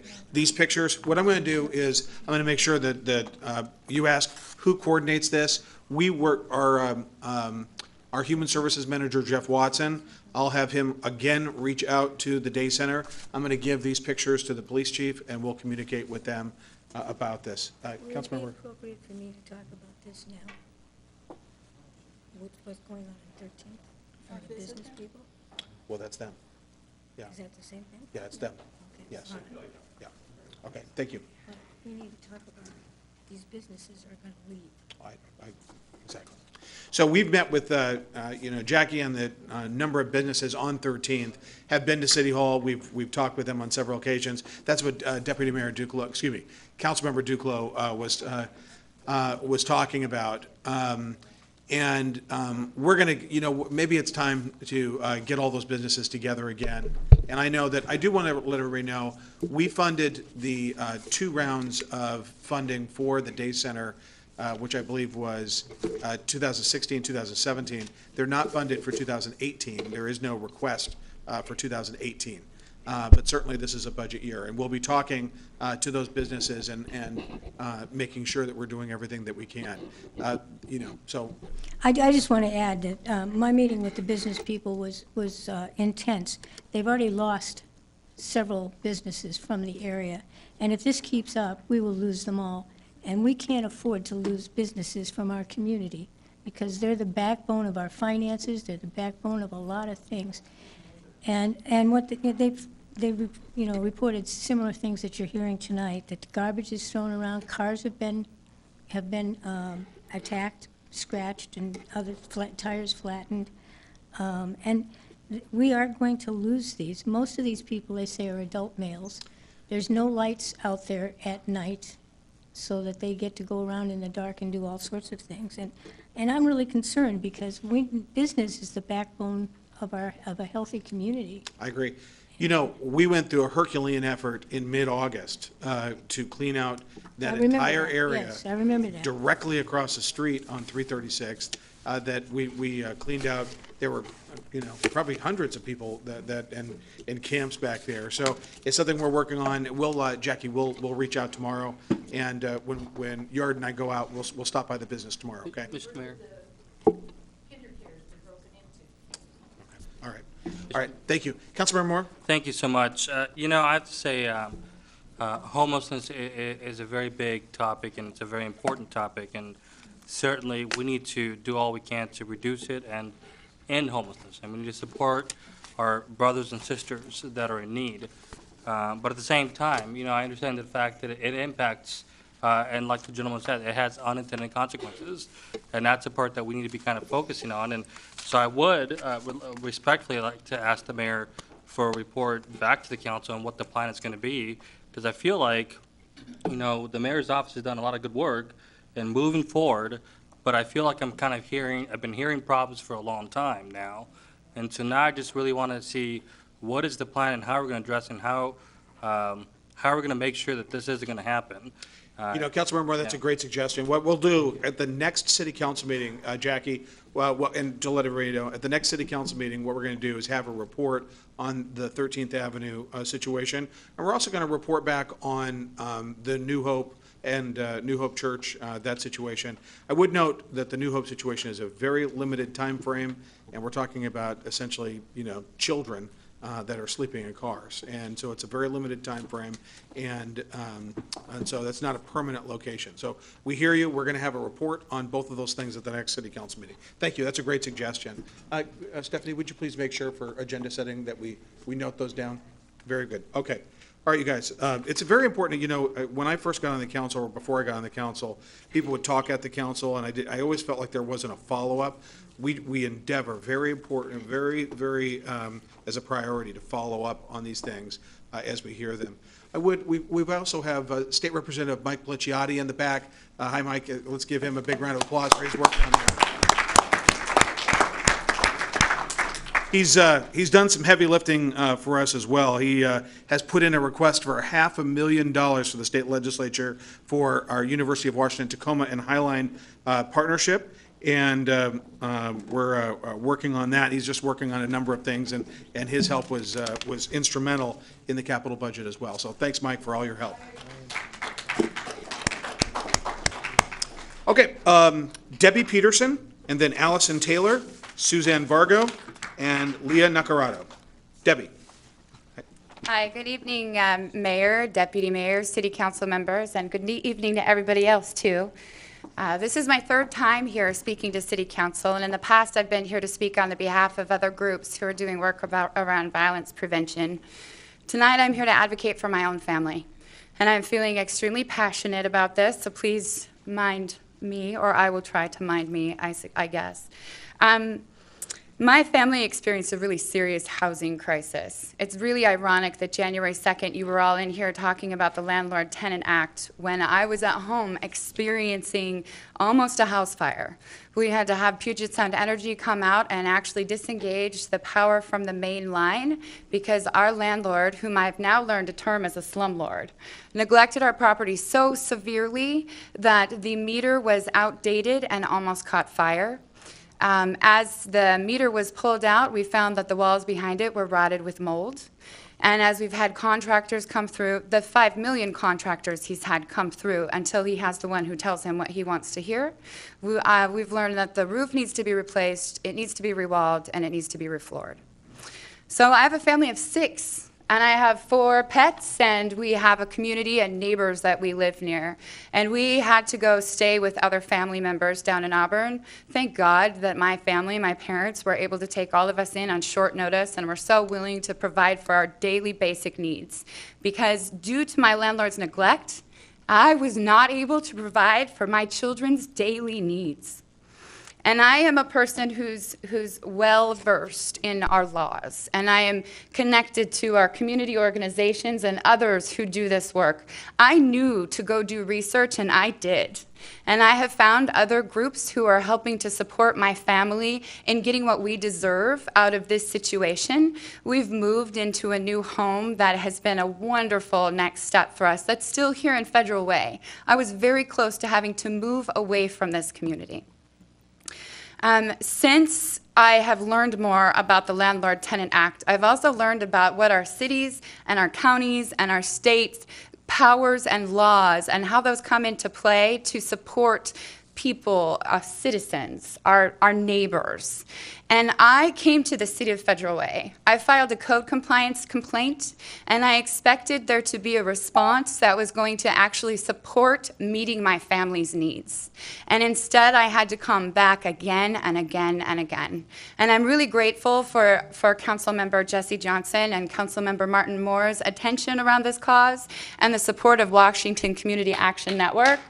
As they were These council members, do they listen? They came to my home and they toured it for themselves. They can witness to the conditions that my family was having to live in. So to wrap it up, I have so much more to say, and I hope that there are other opportunities for me to come and help support your ability to build a system that's going to support and protect children, families, and community members here in Federal Way. I want to remind you that I am a privileged white woman who is educated, who speaks the language, and who knows so many of the people out here to reach out to. What if I wasn't? What would have happened to my family if I did not have the privileges that I do have? And I ask you to mind the privileges of our citizens here in Federal Way who deserve a city that responds to them when they are in crisis. Please pass the rental inspection ordinance, and please do what you can to build capacity within the city to be able to prevent, reduce, and mitigate instances where our children and our families are stuck in horrible, terrible living situations. Thank you.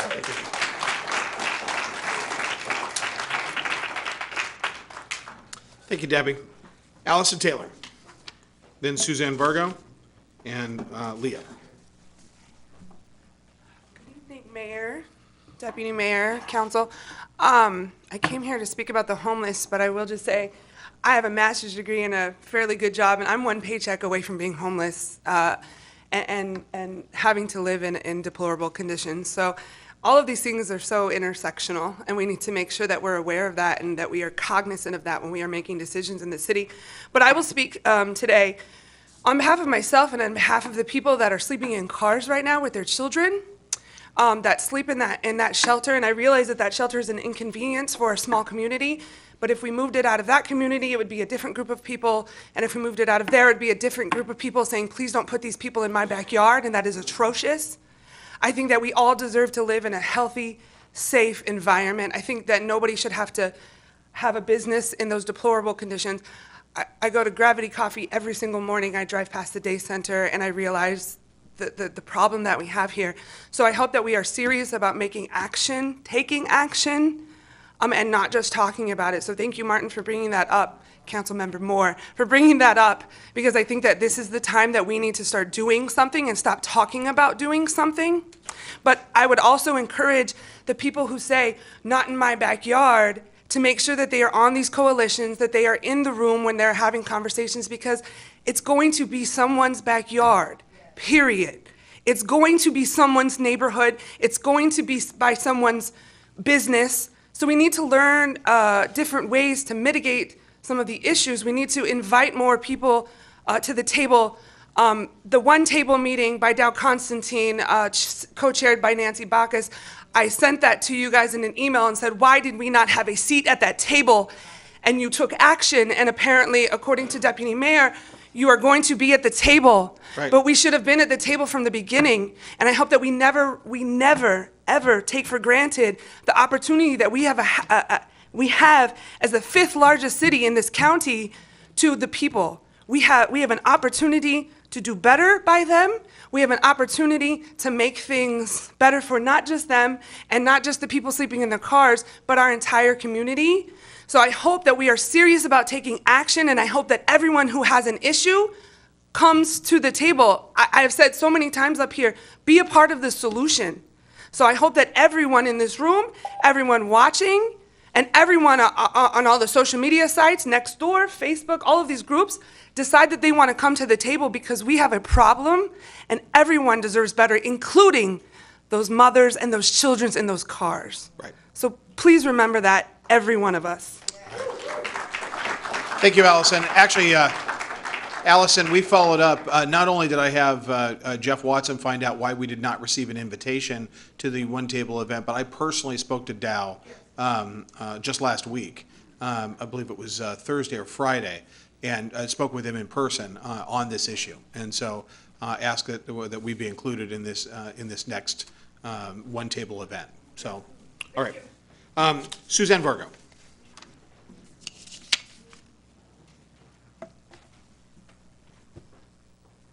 Good evening, Mayor, Council. Hi, everybody.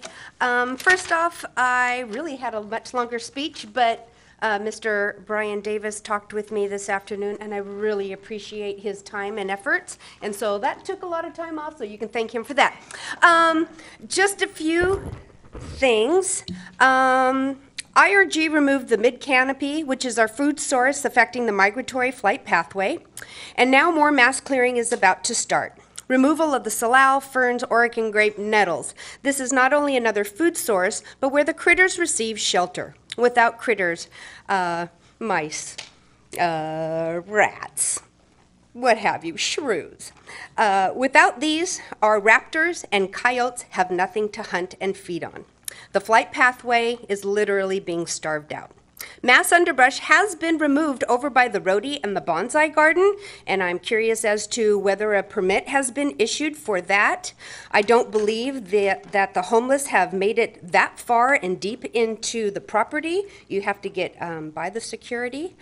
Excuse me here for a moment. And Mr. Mesmer, is there any way that we could not, if he's still here, could we not use the hog to clear, as it absolutely shreds and destroys any possibility of the foliage growing back, and it is obscene to look at. It's going to be hard enough to view the campus without it looking like an animal just ripped it to shreds. And may I ask that maybe IRG could refrain from removing the mid-canopy and the underbrush and just get more security? High-LeBeau stewardship. I have asked many, many, many times, can we please reinstate the Friends of the High-LeBeaus? They had great success in the past, and I believe we could do this in the future. If you happen to drive down 348, 373rd, 360th, Highway 99, you can't help but notice the trash. And not all of our garbage issues are from the homeless. The roads that I just mentioned have the High-LeBeaus running along them, but the trash is out of control, and we, the citizens, we can make a huge difference to this solution. But you know what? We need your support, you guys, because these roads are two-laned, and they're very unsafe to have anybody be able to pick up trash. We would need cones, what have you. So could we please work on that? The other thing I want to say real quick is Camp Kilworth. Can we please designate this as an open space? I think if the rezoning properties by Wild Waves get a second chance at rezoning, then we should be able to give this park its due diligence. If we can get this allotted an open space, which we are very short of here in the city of Federal Way, it would be a huge hurdle to solidify the camp when a decision is made as how we will go forward with that. I thank you kindly for your time. Thank you. Brian, did IRG get permits for the brush clearing that they're doing? They did by the tech center. Yeah. The clearing that they're doing right now?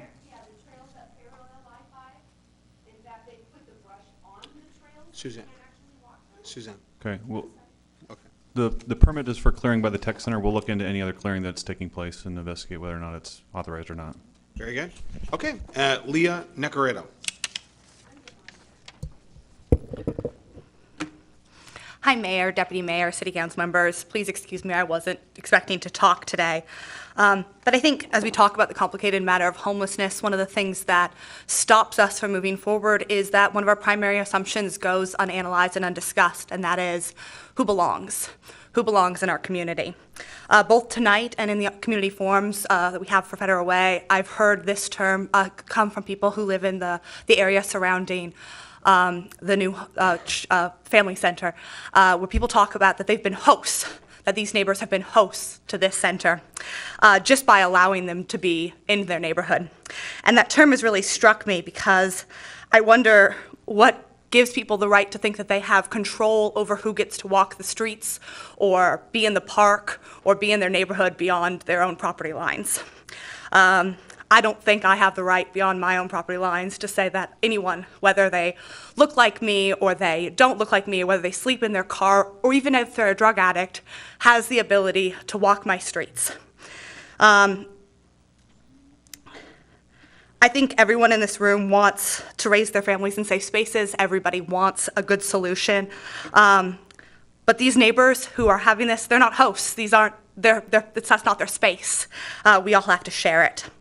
And you may disagree with me on this, but I think I encourage all of you on the dais and all of you in this room to think about your assumptions about who belongs. Do you think that you as a homeowner have more rights than the people who rent from the apartment down the block from you? Do you think that you have more rights to the park or to the sidewalks than the family living in their car, or even the man who's trying to find a place to sleep at night? And why do you think that? Does that match your personal ethics? Does it match your religious beliefs? And if you had to make a declarative statement about what you think about who belongs, would you be proud to do so? Because barring criminality, the idea that homeowners say who else belongs in the public spaces around their property is a pretty dark message, and it's one open to really problematic and biased enforcement. I'm not sure, how these things usually go is groups like the Springfield Preservation Society, because they can name themselves, because they can put a lawyer on their face, end up with more power at the table. And I'm glad that they have ability to advocate for themselves, but I ask you to make sure the voices are heard of the people who can't advocate for themselves, and also to ask how many people are we serving. The Springfield Preservation Society, at least online, has been unwilling to share who they represent, what their numbers are. I'm sure the church program has some numbers about how many people they serve on a daily basis. Your actions speak very loudly about who you think matters more in our community. And I ask you to think deeply about what you are prepared to say. Thank you. Thank you.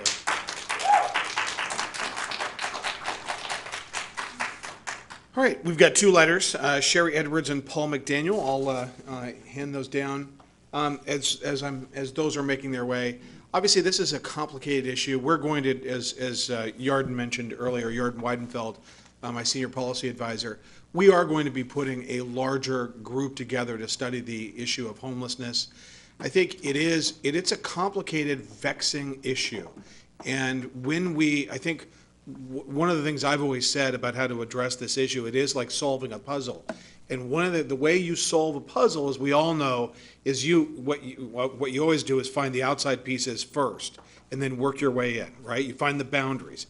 And I liken that, and I use that as a metaphor because we do have to say, what are bright lines? And the bright lines that we have set forth in the community is that on public property, we're not going to just allow, what is going on in Seattle, these homeless encampments that are illegal and that are unsafe. And we've had quite a number of these encampments, dozens of them, that we've had to clean up that present a health safety issue. And the amount of debris is staggering when it's left there. We cannot allow that to continue as a community. And we're not going to allow that to occur in the right of ways. We also need to be careful that we don't allow people's property to be either damaged or unnecessarily treaded upon. But we do have to come with some solutions about how are we going to help out the least of us, the folks with the least resources, and they have spiraled into a desperate status of homelessness, to help them out of that situation to go back the other way. And that's why I think wherever the day center is at, it is an important element, from my opinion, to get people back to where they're not living in a tent, to where they're not, where they don't have a needle in their arm, where they're on a trajectory back. That's what government can and should do. And we also want to make sure, one of the reasons we started with HMCI for the people that are watching this is because I think we can all agree as a community that children sleeping in a car is not humane, it's not safe, it's tragic. And so we're going to work through this as a community, but rest assured, everybody up here works for you. We hear you, and we're going to respond, and we're going to work together as a community with love, but with clear definitions and clear lines. So these communications, these conversations will continue, and just rest assured, we've heard you, and where we could find middle ground, we will. Let's go ahead, Steph, and if you could read that. Letter from Sherry Edwards. It says, Greetings, Mayor Farrell, Deputy Mayor Honda, and the council. This is Sherry Edwards, and I'm sorry I cannot be in attendance tonight, but I wanted to make a few comments surrounding our efforts to provide shelter to homeless families with children. As co-chair of the Homeless Mothers and Children's Initiative, along with Deputy Mayor Honda, at the appointment of Mayor Farrell, I would like to let the council and city know how difficult it has been this past year to find a location to shelter homeless families with children. Individuals can become homeless for a variety of reasons. Currently, and up until this point, there have been 3 shelters running. Reach Out operates a shelter for homeless men and another for homeless women, and New Hope has provided emergency winter cold shelter to both. Last year, while serving a supper to the women in the shelter, I had a woman tell me that in order for her to enter the shelter, she had to place her children in foster care. There was no place for them to stay together. New Hope Christian Fellowship has been offering emergency shelter for nearly 10 years and does not turn anyone away. They also offer showers, laundry, medical vans, and resources to help homeless people get back on their feet during selected weekdays. Unfortunately, they haven't had the financial backing to sustain the services more often, but they have the space, experience, and love for our neighbors that is so greatly needed. After nearly a year of negotiations, Pastor Rick Miller found a way to partner with our effort after we engaged the entire faith-based community, and we were able to recruit much-needed volunteers and financial assistance. New Hope Christian Fellowship has been able to open their doors every night during the winter through March 31st to help our most vulnerable families with children out of the cold. According to the Federal Public School District, out of 23,000 students, approximately 500 are homeless. Thank you, Pastor Miller, for working with us to provide a stable and safe place for our children. It has come to my attention that there are some concerns about New Hope services to the homeless with some in the community who live near the church. I am hoping we can work collaboratively with these residents and help find solutions. I urge the council, the audience, and those watching tonight to ask yourself these questions. What can I do to help? How can I help this effort? Can I volunteer my time to help staff the emergency shelter? Can I contribute funds? Ask individuals that vocalize that this location presents a conflict if they would be willing to volunteer their time to help us find another. Thank you, everyone, and as always, let's continue to remind ourselves that we are one community. We can do better at helping each other, and in doing so are a healthier and more prosperous. Sherry Edwards, co-chair of the HMCI.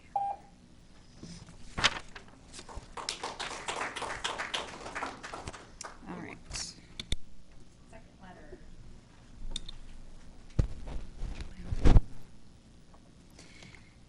This is from Paul McDaniel. Dear Mayor Farrell, good evening, everyone. Tonight I have 3 items I wish to review and receive more information on.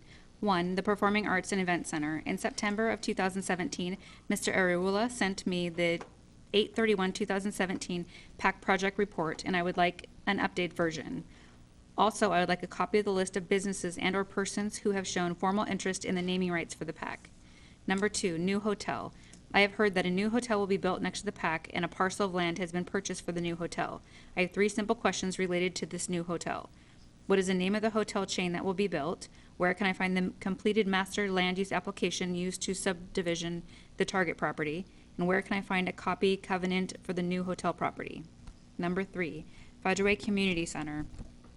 On October 3rd, 2017, I asked, how many years in the last 10 years of operations has the community center broken even or made a profit? The response I received stated, our budget and financial reports are available online at the following address, cityofFudgeway.com. That was not the kind of answer I expected, so I took time to review the Fudgeway Community Center last 10 years of financial reports, and here's what I found. 2016, the community center lost $21,227 and it required a transfer of $76,500. 2007, the community center lost $736,707 and required a transfer of $696,728. In 2008, the community center lost $548,759 and required a transfer of $528,348. 2009, the community center lost $612,663 and required a transfer of $916,693. This is really hard. 2010, the community center lost $472,134 and required a transfer of $1,012,873. 2011, the community center lost $533,810 and required a transfer of $721,000. 2012, the community center lost $501,447 and required a transfer of $731,000. In 2013, the community center lost $419,435 and required a transfer of $819,449. In 2014, the community center lost $350,987 and required a transfer of $326,944. In 2015, the community center lost $495,222 and required a transfer of $421,754. In 2016, Let's go ahead and finish it. It just goes on like that. Can we just skip to the end? I'm almost Yeah, done. exactly. We're getting there. Okay. 2006, this is hard. 2016, the community center lost $484,444 and required a transfer of $500,943. If I understood the report right, it means the Fudgeway Community Center has never even broken even, let alone been profitable. What I would like to know is my understanding is correct or not. I would like a written response to my above request sent to the email list below. I've also attached the Fudgeway Community Center schedule of reviews, expenditures, and changes in fund balances page for you to review. I thank you for your time and effort. Sincerely, Paul McDaniel. Great. Mr. McDaniel, thank you very much for your questions. Stephanie, let's treat all of those questions as public disclosure requests and have Aday and John Hutton and the different department directors respond with the questions. Okay, we had Councilmember Johnson. Did you want to make a comment? Yeah, thank you, Mr. Mayor. I just want to say thank you to all the residents that came and spoke in regards to homelessness and the rental inspection program. And I just think, Councilmember Moore, you can probably attest to this, that we have to find a way to build something that's sustainable.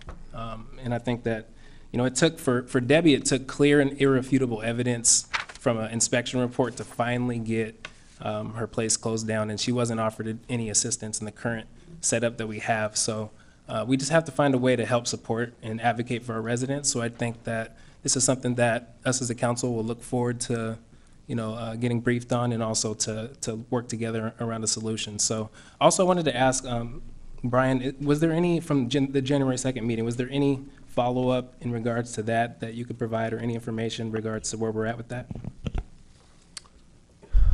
Yes, so what took place after that was there was we were going to schedule a special session for the council to discuss this further. This is going to need a rather large amount of research to be done before we're prepared to do so. With all the other things we're working on, we're at least 6 months out before we can come back with something meaningful to you to discuss. In the meantime, if anyone does have concerns about their units, they could certainly submit complaints to us.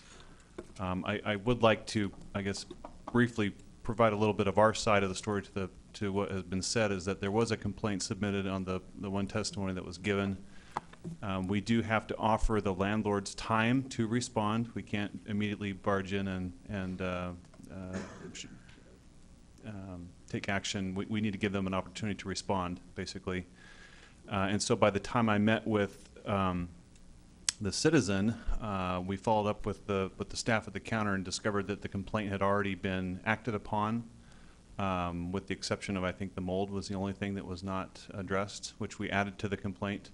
So it was, I guess what I'm trying to say, it was already in process by the time they came in. And again, if anyone has any issues with their units they believe that the city can help them with, we're certainly able to look into it and do what we can in the meantime. All right. Thank you, Brian. All right. Councilmember Moore. Quick question. Brian, help me understand why, I mean, I know you talk about a great deal of research and data, but why the 6 months?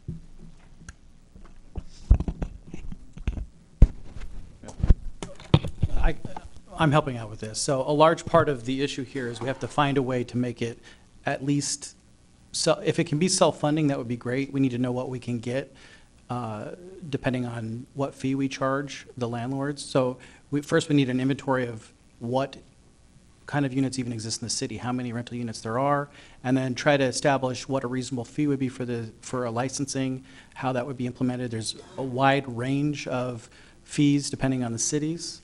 I think the larger cities tend to charge a lower fee. Smaller cities have to charge a much higher fee in order to make the program sustainable. And then there's a pretty large staffing issue. We currently do not have staff for any of this. So the main concern is how would we fund this and how would we make the program sustainable? So that's what we're taking the time to look at. Yeah, and I do want to say also, this is something that's not outside of Seattle. It's not in any other cities in South King County. So we would be the first to implement this. So not as an excuse, but I do think that I do agree that we must look into some of the issues further. But you know, just from hearing those testimonies, I think we can all agree that something has to be done about it. All right, Councilmember Copan. I would just say I also think that this is not a situation that's unique to Federal Way.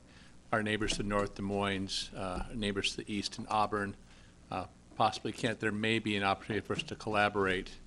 And I think that's something that we should look at exploring as well to mitigate or to basically minimize the cost to each jurisdiction and provide this level of service. So I think I'd like to see us look at that as well. All right, great. Thank you. Well, great. It was great to hear from everybody. Thank you so much. And I do believe that this is the most important thing we do is public comment. So thank you very much for your public comments. More to follow. Moving on now to item 5 of the agenda, consent agenda. These items have gone through council committee and can be passed all at once unless, after I read them, I'll ask if a council member would want to pull an item for separate consideration. All right, 5A, minutes for the January 16th, 2018 regular and special meetings. Meeting minutes. Item B, monthly financial report, preliminary December 2017. Item C, vouchers, vouchers, December 2017. Item D, tourism enhancement grant request, June 2018. Item E, Washington State Archives Public Records Grant application. Deputy Mayor Honda, do you have a actually, before I ask for that motion, council members, are there any items you would want to pull for separate consideration? All right, hearing none, Deputy Mayor Honda, do you have a motion? I move approval of items A through E on the consent agenda. Second. It's been a motion and a second. Is there any discussion? All those in favor? Aye. Opposed? All right, the matter passes unanimously. All right, now, council business. Arts Commission appointments, Councilmember Johnson. I move to appoint the following people to the Art Commission to fill a voting position expiring December 31st, 2020. Daniel Hirschman, James Stiles, Mary Blacker, Vicky Chenoweth, and Yvetta Felsenberg. Also to fill an unexpired voting position expiring December 31st, 2018, Allison Soma. And finally, to fill an alternate position expiring December 31st, 2020, Karen Brugato. Second. All right, there's been a motion and a second. Is there any discussion? All those in favor of the appointments as set forth? Aye. Opposed? All right, they pass unanimously. Congratulations, individuals. All right, council reports. Councilmember Asefa Dawson. Thank you, Mayor. Tonight's conversation around homelessness was really hits home, and I think a lot of us do agree that if our circumstances changed, we could end up homeless. And so I appreciate all the comments. I also appreciate the people who shared their concern about their communities. I sensed that they were also willing to work on the issues. And so I just wanted to share my appreciation around the fact that we are willing to work together to address this issue, because it is a huge issue. And I don't think we can end it because there's going to be someone else who's going to replace. So we need to really find a way to mitigate or a way to address it as it happens. And then also,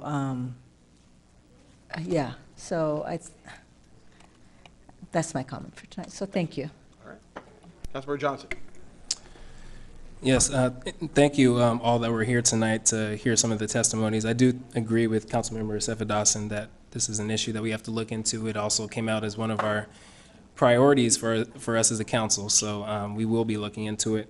I also want to say, in terms of Black History Month, for our community, I think it's really powerful that, you know, we are one of very few communities that has a state representative who's the only Black woman in Olympia, as well as the youngest African-American city council member in the state. And so I think that's just a testimony to the city of Federal Way for, you know, just being open to difference. And I really just am proud to be a member of our city and someone that's an elected member, and really humbled and honored by it. So thank you. Councilmember Trent? Okay. Councilmember Kopang. I think that there is something that I'm struggling for words here a little bit, but talk about the difference between love and hate. And there really isn't a difference between the two because they both reflect the passion for an issue. I think indifference is the enemy that we really need to look at in our community. And hearing tonight the concerns and maybe some criticism, it's so informative to me as a council member and something that I really appreciate. We have been elected to represent and serve the community. That's something that I never forget. And as I heard the testimony tonight, I was reminded again of how much I value the opportunity to serve this community. I know that we have a priority. Our priority is to serve the community and to identify the needs of the community. And public comment is a valuable resource for us and something that I appreciate so deeply. Thank you to the people that were here tonight and commented, and thank you to those that are making a difference in our community every day. I think that there are so many unsung heroes in our community that really do make a difference. And to the community members that feel like they've been impacted disproportionately, I understand and feel your sense of concern, and I think that we really do, as a community, as a council, want to respond in a way that honors the commitment that you've made to our community, as well as the sacrifices that you've endured. So again, I look forward to us as a council coming up with solutions in partnership with the community, in partnership with each one of you that have commented, and I know that we will find good solutions that work as a result. So thank you. Councilmember Moore? Thank you so much, Mr. Mayor. What a great council meeting. I tell you, I love these meetings. So I'm hoping to talk for the next hour so we can get out of it. No, I'm just kidding.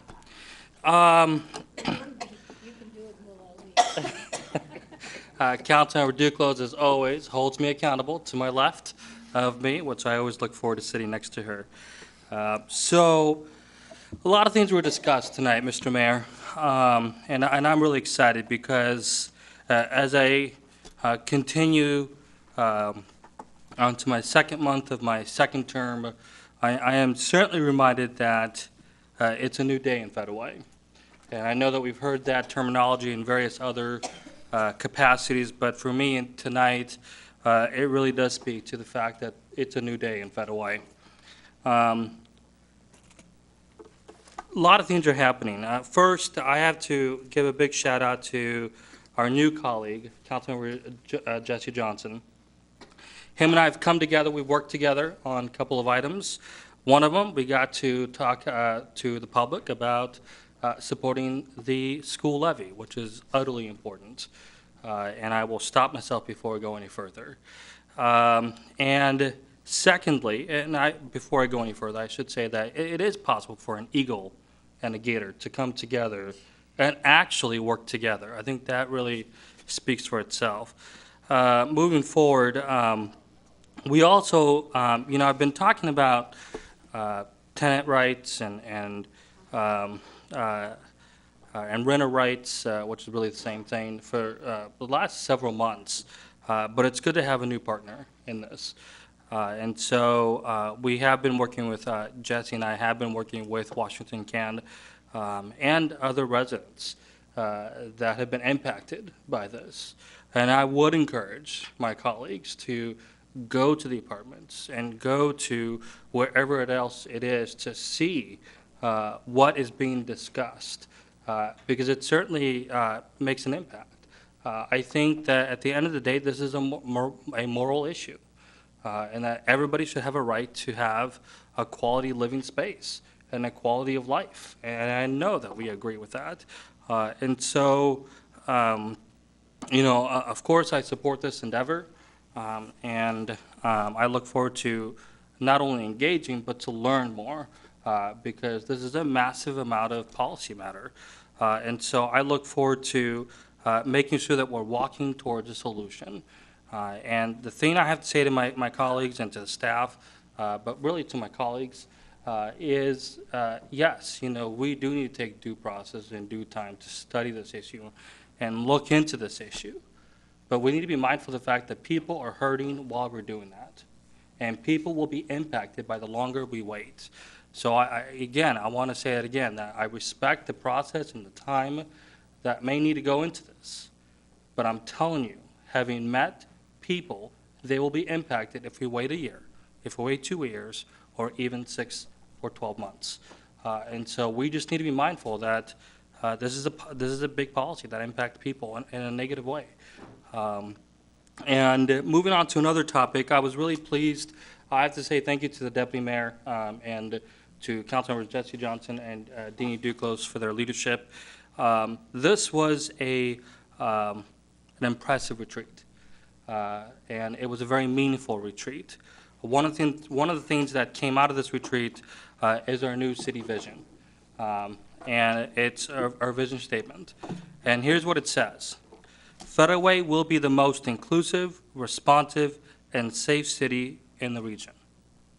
That's something that I'm going to be living by, and that's something I'm going to be constantly working towards and ensuring that all Federalians have access, and that everything that we do, that I do, ensures that we are building a Federal Way that is inclusive of people with various disabilities, with people that come from a different culture. We all know that we have well over 100 languages, and so we need to be mindful of that. And again, it's an area that I'm still looking forward to learning. Also, we came out with goals. One of them I'm really, really proud of. And before I go any further, I have to say thank you to the mayor. We are doing a lot of work right now. And with the HCMI meeting that I attended last week, you know, it really just continued to reinforce a feeling that I've had for a long time, which is Federal Way is doing amazing things. We have great citizens and great partnerships and nonprofits that are trying to solve and reduce homelessness. And the city has been working really hard, regardless of what people say, at trying to play a pivotal role in that. And so that being said, one of our goals that we walked away from is to develop a plan to reduce homelessness. And I know that we have everything. It's just a matter of pulling everything together and writing it on paper, just like we have with the economic development strategy. And now it's time to do it for how we're going to reduce homelessness. You know, we don't have a plan until we've written it down and know what we're actually talking about. And in that plan, I'm calling for the mayor to make sure that we have metrics, so that way we have goals. And for the sake of time, I'm going to move on to I also do want to say, while we're talking about homelessness, that Councilmember Dini Ducos did come up with a great report, and I'm not going to talk about it because I know she'll probably end up talking about it. No, she won't. But she, along with the deputy mayor, visited businesses. And again, the thing that I really appreciate is that we actually had a report that was given back to us. Sometimes, you know, all these things happen in the council, but we don't know what's happening. And so I think that was a good first move to really informing us of what is happening, what are the great things that we're doing. And so I really thank Dini for typing that out and being mindful of sharing that information with us so that we're better informed. Because at the end of the day, we're all partners with each other. Also, second to the final point, I was really pleasantly surprised. This is my quirky side here. I was really pleasantly surprised to have learned that the Community Development Department went through a training exercise, and it's called Kaizen, and it's part of that lean training that I've been advocating for, because we do want to make sure that we're cutting waste and that we're cutting inefficiencies. And that from that perspective, you know, as a policymaker, that's really important. And that, no, I'm not going to get in the way of telling staff what to do, but certainly it is always good to see City Hall looking at how do we encourage our employees to be innovative, and how do we cut our processes in half, therefore saving money and cutting waste. And so I am incredibly excited to Brian and to the mayor, because I know you played a role in that. And thank you. It's something I've been talking about for a while. I really appreciate that a lot. Last thing, you can call me Mr. LTAC or Mr. Panderbear, but I prefer Mr. LTAC. We do have our first meeting next week on Valentine's Day, so I'm looking forward to spending that lovely, wonderful holiday with my committee members, and we will be discussing items, but we will not be passing any items, as we are still waiting to bring in new members. And so I will be, one of the things I'm going to be doing is introducing a fact about the LTAC, because my goal is to engage the public to make sure they know what is LTAC.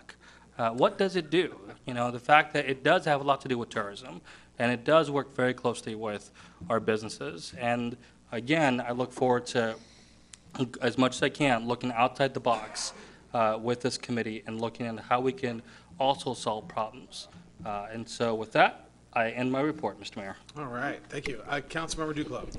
Thank you. As the elder statesperson on this council, I am in my third term, actually third year of my third term, I think. And so behave yourselves and respect me. The lean technique. When I was the CEO of the Multi-Service Center, we did that with all of our staff. And it improved productivity. It also improved staff morale. And it was a great thing to do. So I encourage us, I think we get away from these things, and maybe we ought to look at them again, because I think it worked very, very well at the Multi-Service Center, and I think they're still employing some of those techniques as just an internal thing now. I think the retreat, I have to say, was the best one I have ever attended. We really had some goals that we talked about, and we produced a report that we can now give to committees to work on and come up with some steps to implement these things. And it's to me, we had 5-year plans at the Multi-Service Center, and all the departments had their plans. And at the end of the year, we'd see what we did, what worked and what didn't. And if it didn't work, then you got rid of it. And then we'd update, we'd go to the next year, and we'd add another 5th year. So we had guidance along the way. And I think cities need a bit of guidance like that too. Otherwise, we're just going from one thing to another. And the retreat was the start of our starting to do that, to give us direction. Where do we want Federal Way to be in 20 years? What do we want people to think of when they think of Federal Way? We know now it's pretty negative most of the time. I like to see that switch to positive, because I really think this is one of the best cities I've ever been since I moved to this state. When I came to Federal Way, it was one of the most accepting cities I'd ever been to. My only problem was I could never find City Hall because it was not downtown. We do need to get City Hall downtown at some point in time. So I think Federal Way is a hidden gem, and we need to let the broader community know what kind of a hidden gem it is, and what kind of wonderful people we have living here who are involved in the community and who come to meetings and not only give us give complaints or problems they're having, but also talk about the good positive parts. Homelessness is a big issue all over the place. And I think, I understand the frustration that the businesses were experiencing because they're losing customers, and we can't afford to lose businesses in this community. So it's something that we really need to work with the human services community on, and as well as our staff, and find out what we can do. Is there something better? Is there another place for a homeless shelter? I think we need to work with the churches too. So I'd like to see us have some meetings on this with these groups, and let's tackle this as a whole city, not just the city. Let's see, what else here? I guess that's pretty much it. I think, we've got some good stuff going through the retreat and what our priorities. But on this homeless thing, I think we can do better. I really do. I think we can get together, maybe have a study session with churches and with businesses and with other groups, and come up with some kind of plan that we can work on. We're not going to solve the whole thing, but we might be able to get a handle on it and make things better for everybody. So with that, I will say thank you, and thank you all for attending. Very good, thank you. Andrew Ballard, the facilitator for the retreat, did a phenomenal job. He's in that picture. And, all right, Deputy Mayor. I have 35 minutes. I'm so excited. I'm leaving. I'm listening. Awesome. I'm so happy you're listening. So the Homeless Women and Children's Luncheon was last week, and I feel it was very successful because what we wanted to do was bring the faith-based groups together and those groups who are providing services so that everyone would know what was going on in the community. And we had 52 people there. It was a good luncheon. We shared information and we left knowing more of what was going on in our community. Homelessness is very complicated, but I really believe that no one in our city wants children to be sleeping in cars, tents, and sidewalks at night. And wherever the homeless shelter for children is finally located at, and where it's located at now is just a temporary location. It will serve a population of people that really need our help, because no child should be sleeping in a tent or a car. They deserve a nice warm bed and a nice safe place to sleep. And I know that our citizens believe that. So that's what we're working towards. For the residents in the community around where the shelter is now, I've spoken with some of them. I understand their concerns, and I know that we can work with their concerns, but it is a temporary location until the end of March, and hopefully by this time next year we have a more permanent location for women and children and families who need temporary shelter. The council retreat, I want to thank the council and the mayor for all of their hard work, because it was almost exhausting. You know, we thought a lot. It was very different than other retreats that we've had. It was my 7th retreat as a council member, but my 10th retreat that I had been to. And, you know, midway through I thought, why am I so tired? But I was tired because it was really a lot of work. We had to put a lot into it. And I would like to thank the mayor for recommending Andrew Ballard as our facilitator. He was awesome, and I'd like to have him come back in the future. I would like to thank each and every one of you guys for all of your work. We put together a really good vision statement and goals and a plan for the future.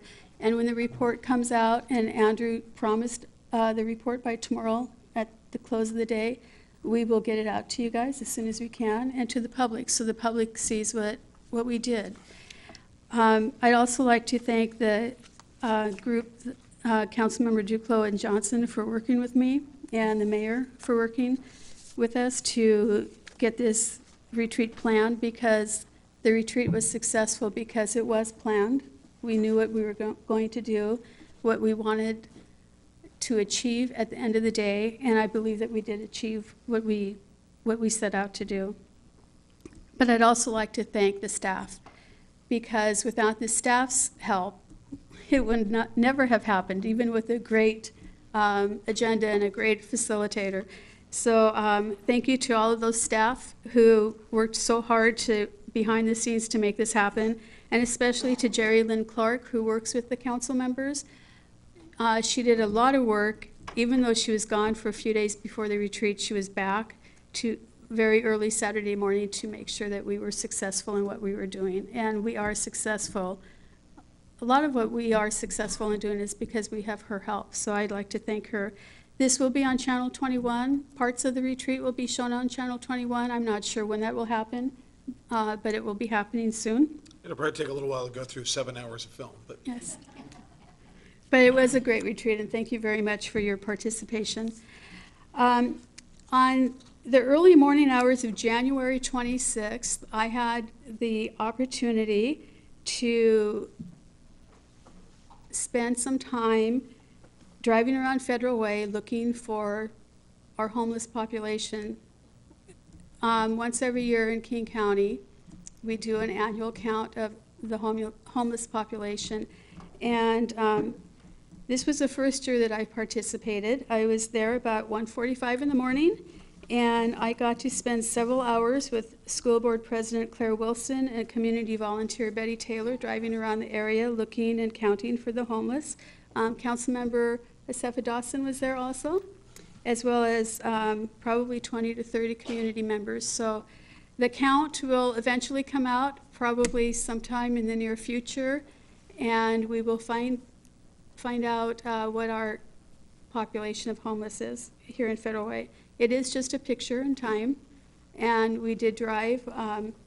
It's not in my opinion, it's not a very accurate picture of what our homeless count is, but it is what we have to work with.